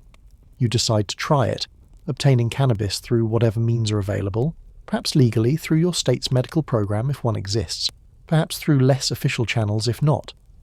The first time you try it, you're nervous. You don't know what dose to use, how it will affect you. You start with a small amount. After a while, you notice a change. Your pain is less intense, more manageable. The nausea that has plagued you for weeks eases. For the first time in months, you feel hungry, actually wanting to eat. You sleep that night better than you have in a long time. The next day, you feel more like yourself, more able to function, more hopeful. This story, repeated thousands of times across different patients and conditions, drove the medical cannabis movement. These weren't people looking to get high. They were people seeking relief from suffering, willing to risk legal consequences because the alternative, continued suffering, was worse. Their willingness to speak out, to advocate, to challenge prohibition despite stigma and legal risk, gradually changed public opinion and eventually changed laws. The medical cannabis movement also sparked renewed scientific interest in cannabis. As legal barriers to research slowly lowered in some jurisdictions, researchers began investigating cannabis more systematically. They discovered the endocannabinoid system in the 1980s, a previously unknown signaling system in the human body that helps regulate pain, mood, appetite, memory, and numerous other functions. The receptors in this system respond to compounds in cannabis, explaining many of its effects. This was a remarkable scientific discovery. Humans have an endogenous system designed to respond to compounds similar to those found in cannabis. We produce our own cannabinoid-like compounds, endocannabinoids, that help maintain bodily homeostasis. Cannabis works in part because its compounds can interact with this natural system, supplementing or modulating its function. Research also began to distinguish between different compounds in cannabis. THC, the primary psychoactive compound, was isolated and studied. But researchers also found that CBD, another major cannabis compound, had significant effects without being intoxicating. CBD showed promise for treating seizures, anxiety, inflammation, and other conditions. This led to the development of CBD-rich cannabis strains and eventually to isolated CBD products. The story of Charlotte Figge illustrates the power of this discovery. Charlotte had Dravet syndrome, a severe form of epilepsy causing hundreds of seizures per week. By age 5, she had tried numerous medications without success. Her parents, desperate, tried a CBD-rich cannabis extract. The results were dramatic. Her seizures dropped to just a few per month. Charlotte's case, publicized in media including a CNN documentary, helped change public perception of medical cannabis, particularly for pediatric use. Pharmaceutical companies began developing cannabis-based medicines. Several countries approved Sativex, a cannabis extract in spray form, for multiple sclerosis. The FDA approved Epidiolex, a purified CBD extract for certain seizure disorders. These pharmaceutical formulations provided standardized dosing and clinical trial data, though many patients preferred whole-plant cannabis, believing that multiple compounds working together provided better therapeutic effects than isolated compounds, the entourage effect hypothesis. The medical cannabis movement also raised questions about the scheduling of cannabis under drug control laws. If cannabis had accepted medical uses, how could it remain classified as having no accepted medical use? This contradiction became increasingly obvious as evidence accumulated and as more jurisdictions approved medical cannabis. The scientific and medical consensus was shifting away from the absolutist prohibition position, even if laws change slowly. As you rest here, your breathing deep and regular, consider what the medical cannabis movement reveals about how knowledge can be lost and rediscovered. For thousands of years, multiple cultures knew cannabis as medicine. Then, for about 70 years, that knowledge was largely suppressed, dismissed as superstition or vice. Now, in the late 20th and early 21st centuries, scientific research is rediscovering what ancient physicians knew, that cannabis has genuine therapeutic value. This cycle of knowledge and forgetting is not unique to cannabis. Many traditional medicines have followed similar paths, dismissed by modern science, then later validated when research methods advanced enough to test them properly. The lesson is humility. The ancients weren't fools. When many cultures independently discovered medical uses for a plant, there was probably something real there, even if the mechanisms weren't understood. Prohibition interrupted that accumulated knowledge, and now we're rebuilding it, relearning lessons our ancestors could have taught us if we'd listened. The medical cannabis movement also demonstrated that prohibition's grip could be loosened. For decades, cannabis prohibition seemed permanent, unchangeable, backed by international treaties and powerful interests. But patient advocacy, scientific research, and changing public attitudes created cracks in the prohibition edifice. State medical cannabis laws represented the first major legal changes in decades, proving that the drug war consensus could be challenged and defeated. This success would inspire and enable the movement for broader legalization that would emerge in the 21st century. But medical cannabis remained important in its own right, not just as a stepping stone to something else. For patients whose suffering was eased by cannabis, the legal right to access this medicine was profound, life-changing, sometimes life-saving. Ancient knowledge, nearly lost, had been recovered and was once again helping to heal. The legalization movement. 21st century transformations. As the 21st century opened, cannabis prohibition, which had seemed permanent and unquestionable just decades earlier, began to crumble.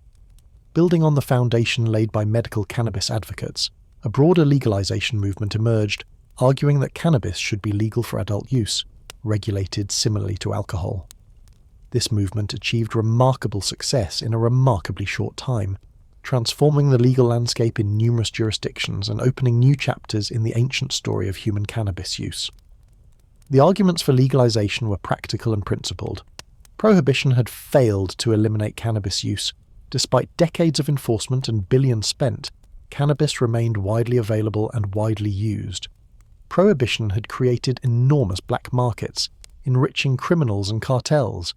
It had led to mass incarceration, particularly of racial minorities, destroying lives and communities through criminal records and imprisonment for non-violent offences. It had prevented legitimate research and denied patients access to medicine, and it was based on exaggerations and falsehoods about cannabis's dangers. Legalization advocates argued that regulation was smarter than prohibition. Legal regulated markets could control quality, restrict youth access, generate tax revenue, and eliminate the criminal element. Adults should be free to make their own choices about cannabis use, just as they could choose to drink alcohol or smoke tobacco. The costs of prohibition, social, economic, human, outweighed any benefits. These arguments had been made for decades with little success. What changed? Several factors contributed. First, public opinion shifted dramatically. Polls showed growing majorities supporting legalization, particularly among younger cohorts but increasingly across all demographics. The stigma around cannabis use decreased as it became clear that many otherwise law-abiding, successful people used cannabis without catastrophic consequences. Second, the medical cannabis movement had created political infrastructure and public acceptance that broader legalization could build on. States that had approved medical cannabis had experience with regulated cannabis markets and with navigating federal prohibition. The sky hadn't fallen in medical cannabis states. This provided reassurance that broader legalization might work. Third, fiscal pressures made cannabis tax revenue attractive to cash-strapped states.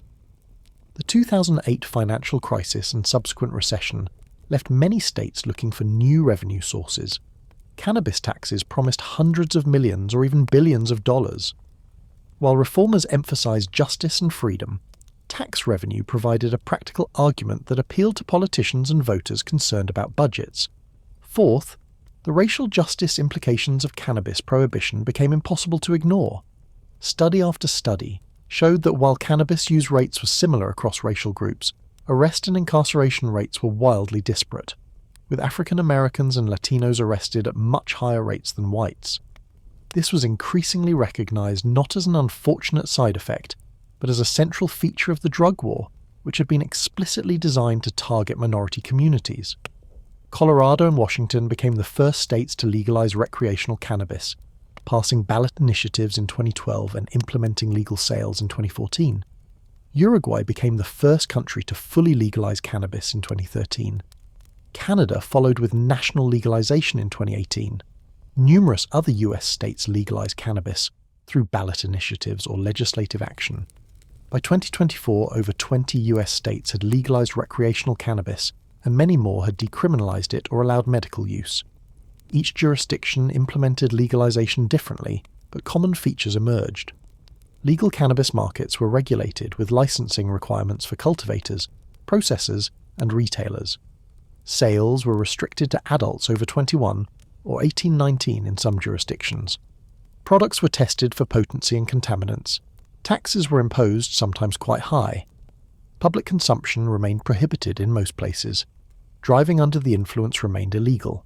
The results of legalization were generally positive, though not without complications. Cannabis use rates increased modestly, particularly among adults, but not dramatically. Youth use remained stable or declined in most legal jurisdictions.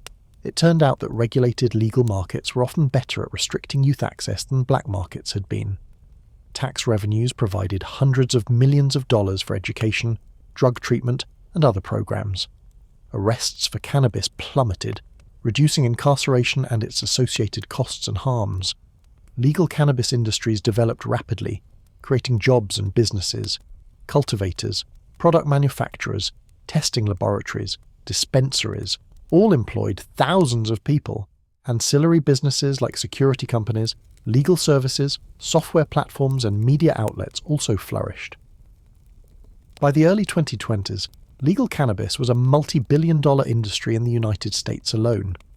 Imagine yourself in a legal cannabis dispensary in 2024. The store looks professional, clean, well lit. More like an Apple store than anything associated with illegal drugs.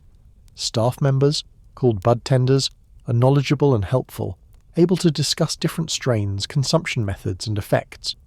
Products are displayed like fine wines or craft beers, with sophisticated packaging and detailed information about cannabinoid content and terpene profiles. You're here because your state recently legalized cannabis and you're curious. Perhaps you tried it decades ago in college and wondered what modern legal cannabis is like.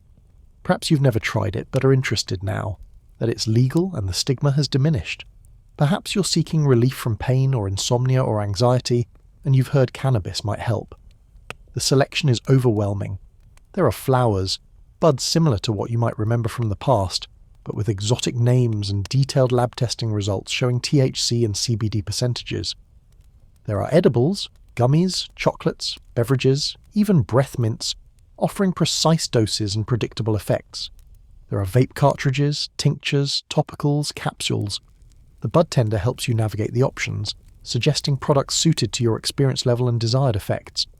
You make a purchase, perhaps some low-dose edibles to try at home, where you can experience the effects safely and comfortably. The transaction is professional, legal, taxed. You walk out with your purchase in a child-resistant package, labelled with warnings and information, purchased from a licensed business operating under state regulations. What would have been a criminal act just years earlier is now an ordinary retail transaction. This transformation, from criminal black markets to legal regulated commerce, happened with remarkable speed in some places, yet it remained incomplete. In many US states, cannabis remained fully illegal, with possession subject to criminal penalties. The federal government maintained prohibition, creating legal uncertainties and conflicts between state and federal law. Internationally, most countries maintained prohibition, though some moved toward decriminalization or tolerance. The persistence of prohibition in many places meant that the global situation became increasingly fragmented. Some jurisdictions had full legalization with thriving commercial markets. Others had medical-only programs. Still others maintained strict prohibition with serious criminal penalties. This patchwork created anomalies. Cannabis could be legal in one US state but illegal just across the state line. Legal in Canada but illegal in Mexico, though both bordered the United States where legality varied by state. The global drug control treaties that had enforced worldwide prohibition for decades came under strain. Countries legalizing cannabis were technically violating these treaties, though some argued they could interpret the treaties flexibly, or that national sovereignty allowed them to regulate within their own borders as they saw fit. International consensus on prohibition was fracturing, with some countries advocating for reform while others resisted. The 21st century legalization movement represented more than just changing laws. It represented changing cultural attitudes toward cannabis and toward drug prohibition more broadly. The recognition that prohibition had failed, that it had caused more harm than good, that adults should be free to make their own choices, these represented fundamental shifts in how societies thought about drugs and government power. As your consciousness drifts towards sleep as the details of laws and markets fade into drowsy abstractions, consider the historical arc. For thousands of years, cannabis was legal, used openly, integrated into cultures worldwide. For less than a century, it was prohibited, criminalized, stigmatized. Now prohibition is eroding, and cannabis is returning to legality in many places. The plant endures, outlasting the prohibition era just as it predated it. Human attitudes and laws change, but the plant remains, offering its properties to those who seek them, whether that's ancient Chinese physicians or modern dispensary customers, whether accessed through shamanic ritual or licensed retail store. The smoke rises again, legally in some places, illegally in others, but rising nonetheless, carrying with it thousands of years of human use and meaning, connecting past to present, ancient rituals to modern markets, tradition to innovation. Prohibition was merely an interruption in a much longer story, a brief chapter in the eternal relationship between humans and the plants that have accompanied us throughout our history, modern understanding, science and the endocannabinoid system. The late 20th and early 21st centuries brought unprecedented scientific understanding of how cannabis works in the human body. The discovery of the endocannabinoid system in the 1990s revolutionized cannabis science, explaining mechanisms that previous generations could only observe without fully understanding. This modern knowledge represents a convergence of ancient empirical wisdom and cutting-edge neuroscience, showing that traditional uses of cannabis often targeted real physiological systems even if the ancients couldn't articulate the molecular mechanisms. The endocannabinoid system is a complex signaling network found throughout the body, particularly concentrated in the brain and immune system. It consists of receptors, proteins that respond to specific molecules, and the endogenous cannabinoids that naturally activate those receptors. The two main receptors are CB1, found primarily in the central nervous system, and CB2, found mainly in immune cells and peripheral tissues. Our bodies naturally produce endocannabinoids, anandamide and 2-AG are the best known, that activate these receptors as part of normal physiology. This system helps regulate pain sensation, mood, appetite, memory formation, immune function, and many other processes. It functions as a homeostatic regulator, helping to maintain balance in various bodily systems. Cannabis works because it contains compounds, phytocannabinoids, that can interact with this system. THC, the primary psychoactive compound, binds to CB1 receptors in the brain, producing the euphoria, altered perception, and other subjective effects of cannabis intoxication. It also activates CB1 receptors involved in appetite regulation, explaining the munchies, and in memory formation, explaining some of cannabis's effects on short-term memory. CBD, the second major cannabis compound, has a more complex mechanism. It doesn't strongly bind CB1 or CB2 receptors.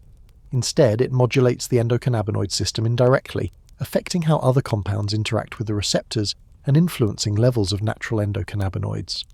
CBD also acts on other receptor systems entirely, including serotonin receptors, which may explain some of its anxiolytic and antidepressant effects. Beyond THC and CBD, cannabis contains over 100 other cannabinoids, each with potentially unique effects. It also contains terpenes, aromatic compounds responsible for cannabis's distinctive smells, that may have therapeutic properties and may interact with cannabinoids to modulate their effects. This complexity means that whole plant cannabis can have different effects than isolated cannabinoids, supporting traditional preferences for whole plant preparations over single compounds. Modern research has validated many traditional cannabis uses. Cannabis does relieve certain types of pain, particularly neuropathic pain, by activating CB1 receptors in pain pathways. It does stimulate appetite and reduce nausea through CB1 receptors in regions controlling these functions. It can reduce inflammation through CB2 receptor activation in immune cells. Ancient physicians didn't know about receptors and signaling molecules, but they correctly identified what cannabis could do. Research has also identified risks and limitations. Cannabis can impair cognitive function, particularly short-term memory and executive function, during intoxication. Heavy long-term use, particularly started in adolescence, is associated with persistent cognitive deficits. Cannabis can trigger psychotic episodes in vulnerable individuals and may increase risk of developing schizophrenia in those genetically predisposed. Regular use can lead to dependence, not as severe or dangerous as opioid or alcohol dependence, but real nonetheless. The safety profile of cannabis, properly understood, places it somewhere between benign and moderately risky. It's not harmless, no psychoactive substances, but it's also not as dangerous as prohibitionists claimed. Fatal overdose is essentially impossible. The lethal dose is so high relative to the effective dose that accidental death from cannabis alone doesn't occur. The main risks are from impaired cognition and judgment during intoxication, from long-term cognitive effects of heavy use, from respiratory irritation if smoked, and from dependence. Compared to alcohol and tobacco, the two most widely used legal drugs, cannabis appears less harmful in many ways. It's not associated with the organ damage alcohol causes. It's not as addictive as tobacco. It doesn't cause the violent behaviour sometimes associated with alcohol. This doesn't mean cannabis is safe. It has its own risks. But it suggests prohibition is difficult to justify when more harmful substances remain legal. Modern cannabis science has also enabled standardization and quality control impossible in earlier eras. Lab testing can determine exact cannabinoid and terpene content, allowing for precise dosing. Testing can detect contaminants, pesticides, heavy metals, mold, bacteria, ensuring product safety. Different strains can be characterized by their chemical profiles, helping consumers find products that match their needs and preferences. The industry has developed new consumption methods. Vaporization heats cannabis just enough to release cannabinoids without combustion, reducing respiratory irritation compared to smoking. Edibles, when properly dosed, offer effects that last longer than inhalation, useful for conditions like chronic pain. Tinctures allow sublingual absorption, offering onset faster than edibles but slower than inhalation.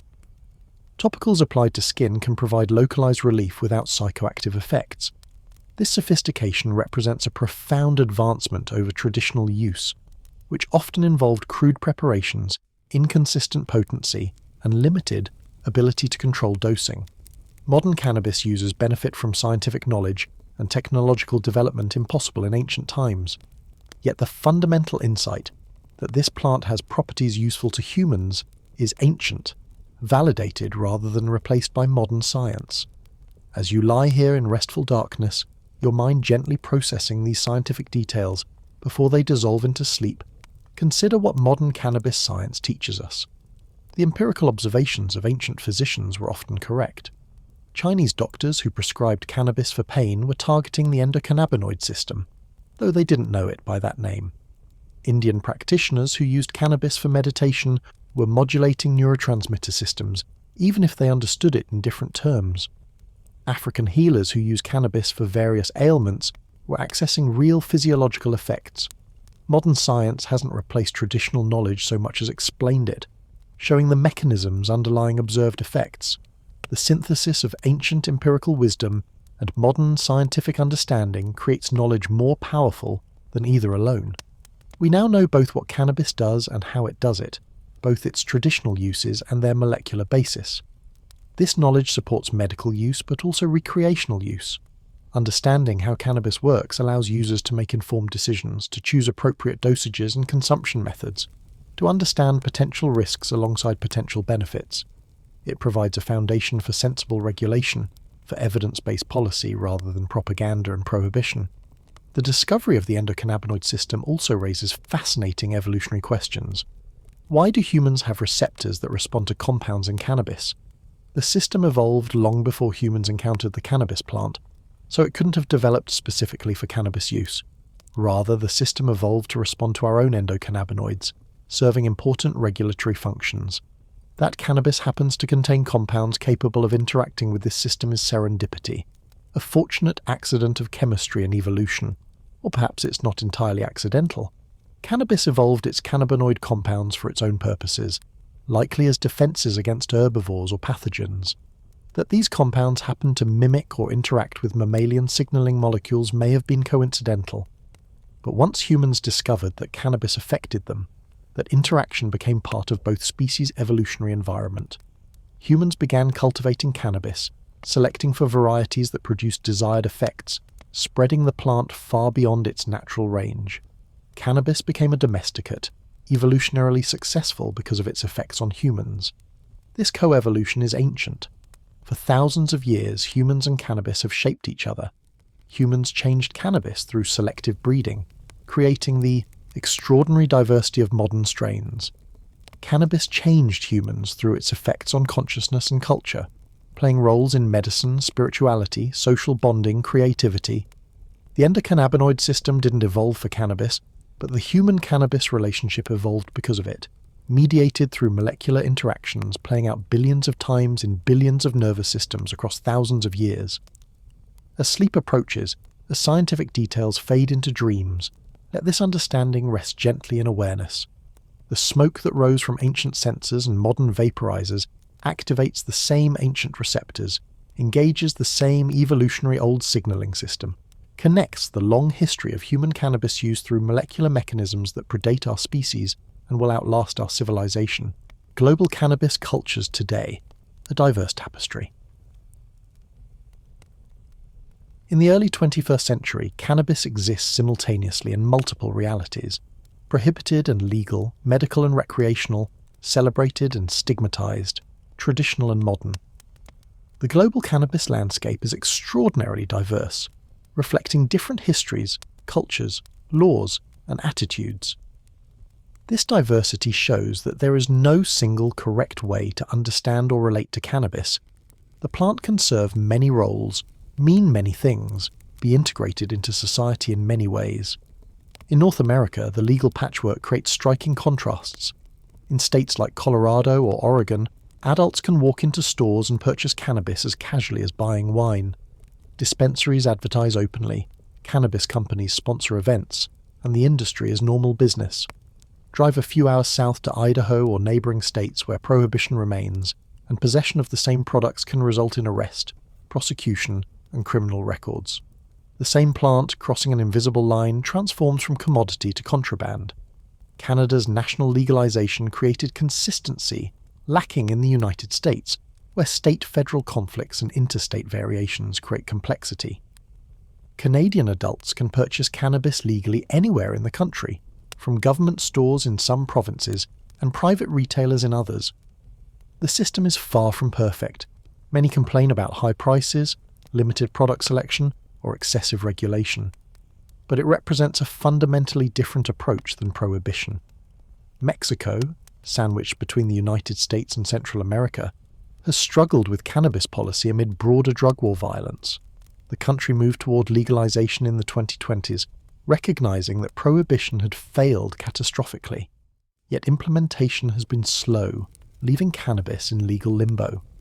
Meanwhile, massive illegal cultivation continues, much of it destined for US markets, creating environmental damage and supporting criminal organizations. In South America, Uruguay pioneered a national legalization, implementing a unique government-controlled system where the state regulates production and distribution directly, rather than through private companies. The goal was to eliminate black markets entirely by providing legal access. Results have been mixed. Many Uruguayans continue to use illegal markets, finding them more convenient or preferable, but the experiment demonstrates alternative models for legalization beyond commercial retail. Europe shows enormous variation. The Netherlands pioneered tolerance policies in the 1970s, allowing cannabis sales in licensed coffee shops, while keeping cultivation and wholesale distribution technically illegal. This creates the backdoor problem. Coffee shops can legally sell cannabis, but where do they legally obtain it? The system works but has contradictions. Several other countries have moved toward decriminalization, eliminating criminal penalties for possession while maintaining prohibition on sales. Portugal decriminalized all drugs in 2001, treating use as a public health issue rather than a criminal one, with generally positive results. Spain developed a unique model based on private cannabis clubs, where members collectively cultivate and share cannabis. These operate in legal grey areas, neither clearly legal nor consistently prosecuted. Several other European countries have similar social club models. The approach emphasises non-commercial, community-based access rather than retail markets. In Africa, cannabis remains illegal almost everywhere, despite its long history of traditional use. Colonial prohibition laws remained in place after independence, often strictly enforced. Yet traditional use continues in many communities, and some countries are reconsidering policies. South Africa's Constitutional Court ruled in 2018 that prohibition of personal use and cultivation violated privacy rights, creating de facto legalization of home use, while commercial sales remained prohibited. Several other African countries are exploring medical cannabis to create export industries, selling to legal markets in Europe and North America while maintaining domestic prohibition.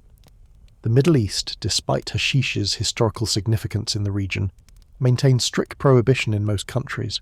Use continues, especially in regions with long traditions but often underground and at risk of severe penalties. Lebanon, which has hashish cultivation traditions stretching back centuries, legalized cultivation for medical export in 2020 while maintaining prohibition of domestic use, a compromise between economic opportunity and conservative social attitudes. Asia presents perhaps the greatest contrasts.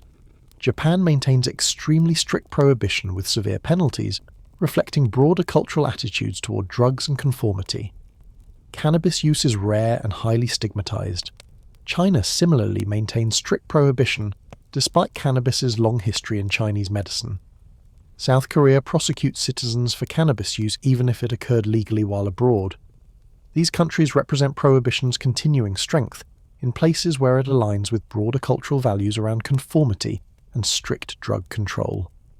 India and Nepal offer different Asian perspectives. Despite prohibition laws, remnants of colonial era and international pressure, cannabis use continues openly in some contexts, particularly religious use. During Holi and other festivals, bhang consumption is openly tolerated. In Varanasi and other holy cities, sadhus smoke cannabis openly with minimal interference. Government attitude is inconsistent, officially prohibited but practically tolerated in certain contexts. Nepal has similar contradictions, with prohibition on paper but tolerance in practice, particularly in areas frequented by tourists. Thailand surprised observers by legalizing medical cannabis in 2018, the first Asian country to do so, and moving toward broader decriminalization by 2022.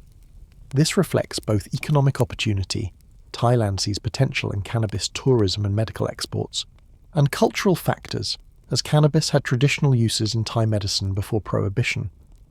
Rastafari communities worldwide maintain cannabis as a religious sacrament despite prohibition. In Jamaica, where Rastafari developed, the religion's use of ganja as sacrament persists despite decades of prohibition.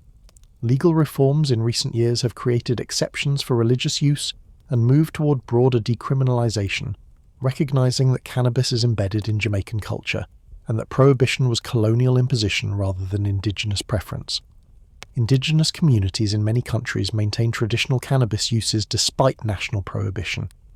These uses often predate prohibition and are sometimes explicitly protected as cultural or religious practices. Yet enforcement has often targeted indigenous cannabis users disproportionately, imposing dominant cultures' prohibitions on communities with different traditions. As you rest here, breathing slowly, let your mind wander across this diverse global landscape. The same plant, in different places, means such different things. In Colorado, it's sold in stylish dispensaries by professional bud tenders. In India, it's consumed by sadhus as spiritual practice. In Mexico, it's cultivated illegally in massive plantations. In Japan, it's strictly forbidden and rarely seen. In Jamaica, it's religious sacrament and cultural symbol. In Uruguay, it's government-controlled commodity. In Spain, it's shared in member-only clubs. Each context creates different meanings, different practices, different relationships between people and plant. This diversity reflects broader truth. Cannabis itself is neutral, a plant with certain chemical properties. Humans create meaning around it, integrate it into cultures in different ways, use it for different purposes. There's no single correct cannabis culture. Each society must find its own accommodation with the plant, balancing different values, liberty and public health, tradition and modernity, economic opportunity and social caution. The global trend appears to be toward liberalization, but progress is uneven and reversals are possible. Public opinion shifts, particularly generational change, favor reform in many countries. Economic incentives, tax revenue, job creation, medical applications support legalization. Recognition of prohibition's failures and harms builds momentum for change. Yet entrenched interests, international treaties, cultural conservatism, and genuine concerns about drug use create resistance. The future will likely see continued diversity. Some countries will fully legalize, creating commercial markets and normalizing cannabis use. Others will maintain prohibition, either from cultural preference or political inertia. Many will find middle paths: decriminalization, medical-only access, tolerance of personal use while prohibiting commerce. The global cannabis landscape will remain complex, reflecting the complexity of the societies and cultures that must decide how to live with this ancient plant. As sleep approaches, as these global perspectives dissolve into rest, hold this understanding. Wherever cannabis is found today, it carries layers of meaning, ancient and modern, sacred and commercial, traditional and innovative. The smoke rises from countless contexts, each unique yet all part of the long human story with this plant. A story continuing to unfold in unexpected ways across the world. Cannabis and consciousness, the eternal questions. As you lie here on the edge of sleep, your consciousness itself changing as wakefulness gives way to rest, consider these questions without needing to answer them definitively. Why do humans seek altered states? What does cannabis offer that makes it valuable across so many cultures and millennia? What does our relationship with consciousness-altering plants reveal about who we are? Perhaps the answer is that consciousness is precious to us precisely because it defines our experience of existence. Everything we know, everything we feel, everything we understand about reality comes through consciousness. The possibility of experiencing differently, of perceiving from altered vantage points, of accessing states that reveal aspects of reality, or of ourselves that ordinary consciousness conceals. This possibility fascinates humans because it offers expansion of what we are, of what we can experience. Cannabis, then, is one key among many to these alternate rooms of experience. It doesn't hold all answers or offer all possibilities, but for thousands of years it has offered some humans some experiences they found valuable. Healing, insight, pleasure, connection, transcendence, creativity, or simply variation from ordinary awareness. These experiences, repeated across millennia and cultures, validate themselves through their persistence. If cannabis offered nothing of value, humans would have abandoned it long ago. Though we haven't suggests it fulfills genuine human needs or desires, the ethics of cannabis use then become questions of balance and context. Does use serve genuine needs, or become escape from necessary engagement with life? Does it enhance experience or replace it? Does it facilitate growth or prevent it? These questions have different answers for different people in different circumstances. There is no universal prescription, only the challenge of self-knowledge, understanding honestly what cannabis does for you, whether its effects serve your well-being, whether your relationship with it is healthy. The Prohibition era tried to answer these questions universally, declaring that cannabis had no legitimate uses and that all consumption was harmful. This answer proved false, but the opposite extreme, that cannabis is entirely benign and beneficial for everyone in all circumstances, is also false. The truth is more nuanced. Cannabis is a powerful substance that affects consciousness in significant ways, offering genuine benefits to some people in some contexts, while presenting risks that require honest acknowledgement and personal responsibility. The ancient wisdom recognized this complexity. Chinese physicians prescribed cannabis but warned against excessive use. Indian traditions valued cannabis spiritually, but recognized it wasn't appropriate for everyone. African healers understood both healing and harm potential. These traditional frameworks, lost during Prohibition, are being slowly reconstructed as societies move beyond the all-or-nothing thinking of the drug war. As consciousness fades towards sleep, as these philosophical questions dissolve into dreams, let this understanding rest.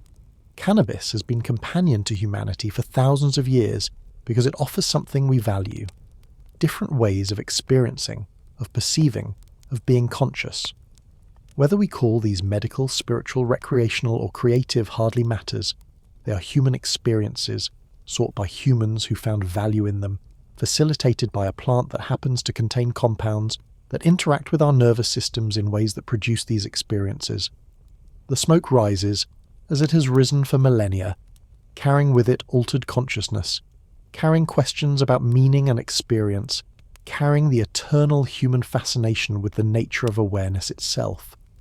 From ancient shamans seeking visions to modern consumers seeking relaxation, from physicians treating suffering to artists exploring creativity, from spiritual seekers to social bondsfolk, all participate in this ancient human practice of using plants to explore consciousness. And as sleep takes you, as consciousness changes without any plant at all, simply through the natural cycles of the brain transitioning between wakefulness and sleep, remember, the capacity to experience differently, to access multiple modes of awareness, is built into human neurology. Cannabis is merely one way of accessing what is already there, waiting within the remarkable, mysterious, infinitely fascinating phenomenon of human consciousness itself, the eternal plant. Our journey through cannabis history is complete. We have travelled from the ancient steppes of Central Asia to modern dispensaries, from Neolithic burial mounds to 21st century laboratories, from shamanic rituals to pharmaceutical preparations. We have witnessed cannabis serve as fibre and medicine, sacrament and commodity, prohibited substance and legal product. Throughout all these transformations, the plant itself has remained constant, while human understandings and uses have varied enormously. What can we learn from this long history? First, that human relationships with plants are ancient, complex and culturally constructed. Cannabis is not inherently good or bad, medical or recreational, sacred or profane. It is a plant with certain chemical properties that affect human physiology in particular ways. Everything else, all the meanings, values, judgments, laws, is human creation, reflecting our cultures, histories, and choices. Second, that prohibition is historically anomalous. For the vast majority of human history, cannabis was legal. Its prohibition is recent, lasting less than a century in most places, and already eroding in many jurisdictions. The Prohibition era may eventually be understood as an aberration, a period when fear, racism, and moral panic temporarily overcame millennia of accumulated human experience with this plant. Third, that scientific understanding can validate traditional knowledge. Ancient peoples knew cannabis could heal pain, facilitate sleep, alter consciousness. Modern neuroscience explains how, revealing the endocannabinoid system and molecular mechanisms, but the fundamental insights that cannabis has effects humans find valuable were correct all along. Science provides understanding but doesn't replace wisdom accumulated through generations of use.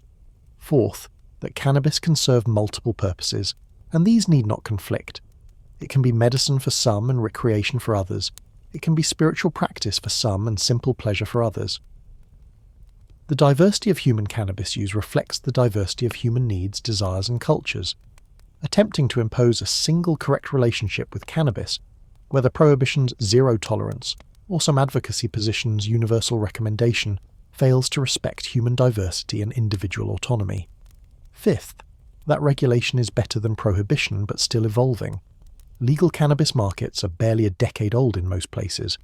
We're learning how to regulate effectively, how to restrict youth access while allowing adult use, how to balance public health concerns with individual liberty, how to address equity issues arising from decades of discriminatory prohibition.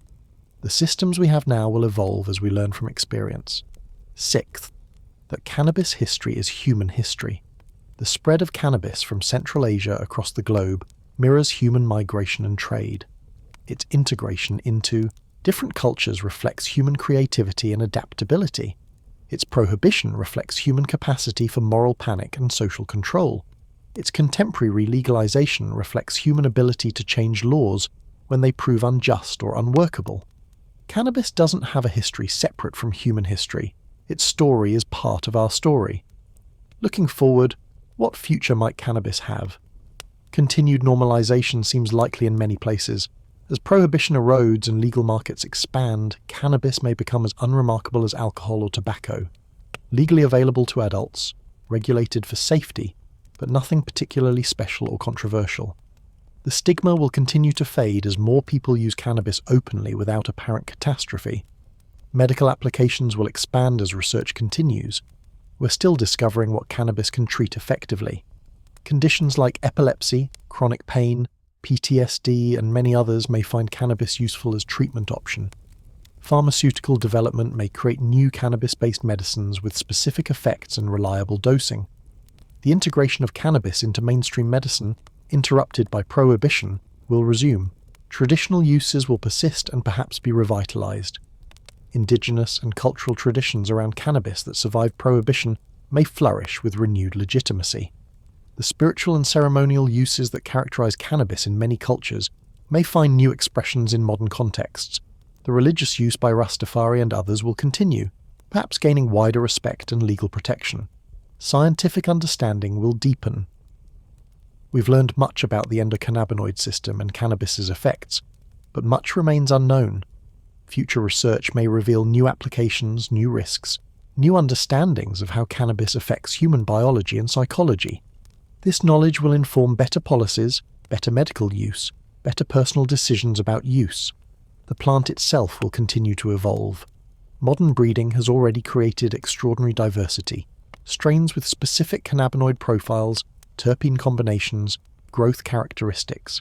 This diversification will accelerate, creating ever more specialized varieties for different purposes. The cannabis of 2050 may be very different from the cannabis of 2024, just as modern cannabis differs from the wild cannabis of Central Asian steppes. Yet beneath all this change, continuity persists. Humans will continue to grow this plant, to use it for healing and pleasure and exploration, to integrate it into their lives in ways that work for them. The smoke will rise, as it has risen for thousands of years, connecting present to past, individual to culture, consciousness to plant. As you rest here in the deep peace of approaching sleep, reflect on this enormous span of time we've traversed together. 12,000 years from wild plants on Central Asian steppes to your present moment. Countless humans, farmers and physicians, shamans and scientists, emperors and commoners, all encountering this plant, all finding something of value in it, all contributing to the accumulated human relationship with cannabis. You are part of this story now, whether you use cannabis or not. You live in a time when this ancient relationship is being renegotiated, when prohibition is ending in some places, when new understandings and uses are emerging.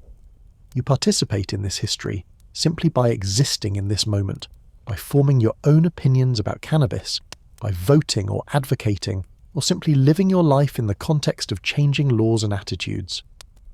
The plant that ancient peoples first cultivated for fiber and seed has become medicine, sacrament, commodity, symbol, controversy, and now, increasingly, ordinary consumer product. It has been prohibited and legal, celebrated and condemned, understood and misunderstood. Through all these transformations it has persisted, serving humans in countless ways, adapting to new contexts, surviving attempts to eliminate it, remaining available to those who sought it. This persistence itself is remarkable. Cannabis has survived everything humans have done to it. Intensive cultivation breeding, global dispersal, prohibition, criminal markets, legal regulation. It grows wild in disturbed areas, thrives in cultivation, adapts to new climates. It is, in botanical terms, a survivor, a successful species that has prospered through its relationship with humans even when that relationship became adversarial. Perhaps there is wisdom in such persistence. Perhaps cannabis endures because it genuinely serves human needs, offers something valuable enough that humans continue seeking it despite legal risks, social stigma, or cultural prohibition. Perhaps the plant's survival through the Prohibition era testifies to the strength of human desire for what it offers: healing, pleasure, altered consciousness, spiritual experience, creative facilitation, or simply variation from ordinary experience. As sleep claims you fully, as consciousness transitions from waking to dreaming, as this long journey through cannabis history concludes, rest in this knowledge. The story continues. Cannabis's relationship with humanity is not finished. It's evolving, changing, adapting to new contexts as it has done for thousands of years. Future generations will add new chapters to this story, will discover new uses and meanings, will create new relationships with this ancient plant. But they will build on everything that came before: the ancient Chinese physician, the Scythian warrior, the Indian sadhu, the medieval rope maker, the 19th century romantic, the 20th century prisoner of the drug war, the 21st century medical patient and legal consumer, all a part of the same story, all connected through this plant that has accompanied humanity through so much of our history. The smoke rises for the last time in this telling, carrying with it 12,000 years of human experience, millions of individual stories, countless uses and meanings. It rises from ancient ceremonial fires and modern vaporizers, from the past into the present and toward whatever future awaits.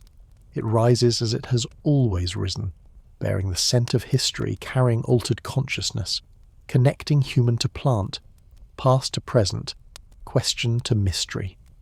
Sleep now and dream perhaps of ancient steps where this story began, or of future times when cannabis's place in human society has been fully renegotiated, or simply of rest and peace. The plant endures, the smoke rises, the story continues, and you, for this night at least, have travelled its full arc from origin to present moment, understanding more deeply the remarkable journey of this ancient, controversial, fascinating, ordinary, extraordinary plant that humans have known and used for so very, very long. The smoke rises. It has always risen. And in its curling patterns through time we can read not just the history of a plant, but something of the history of ourselves. End.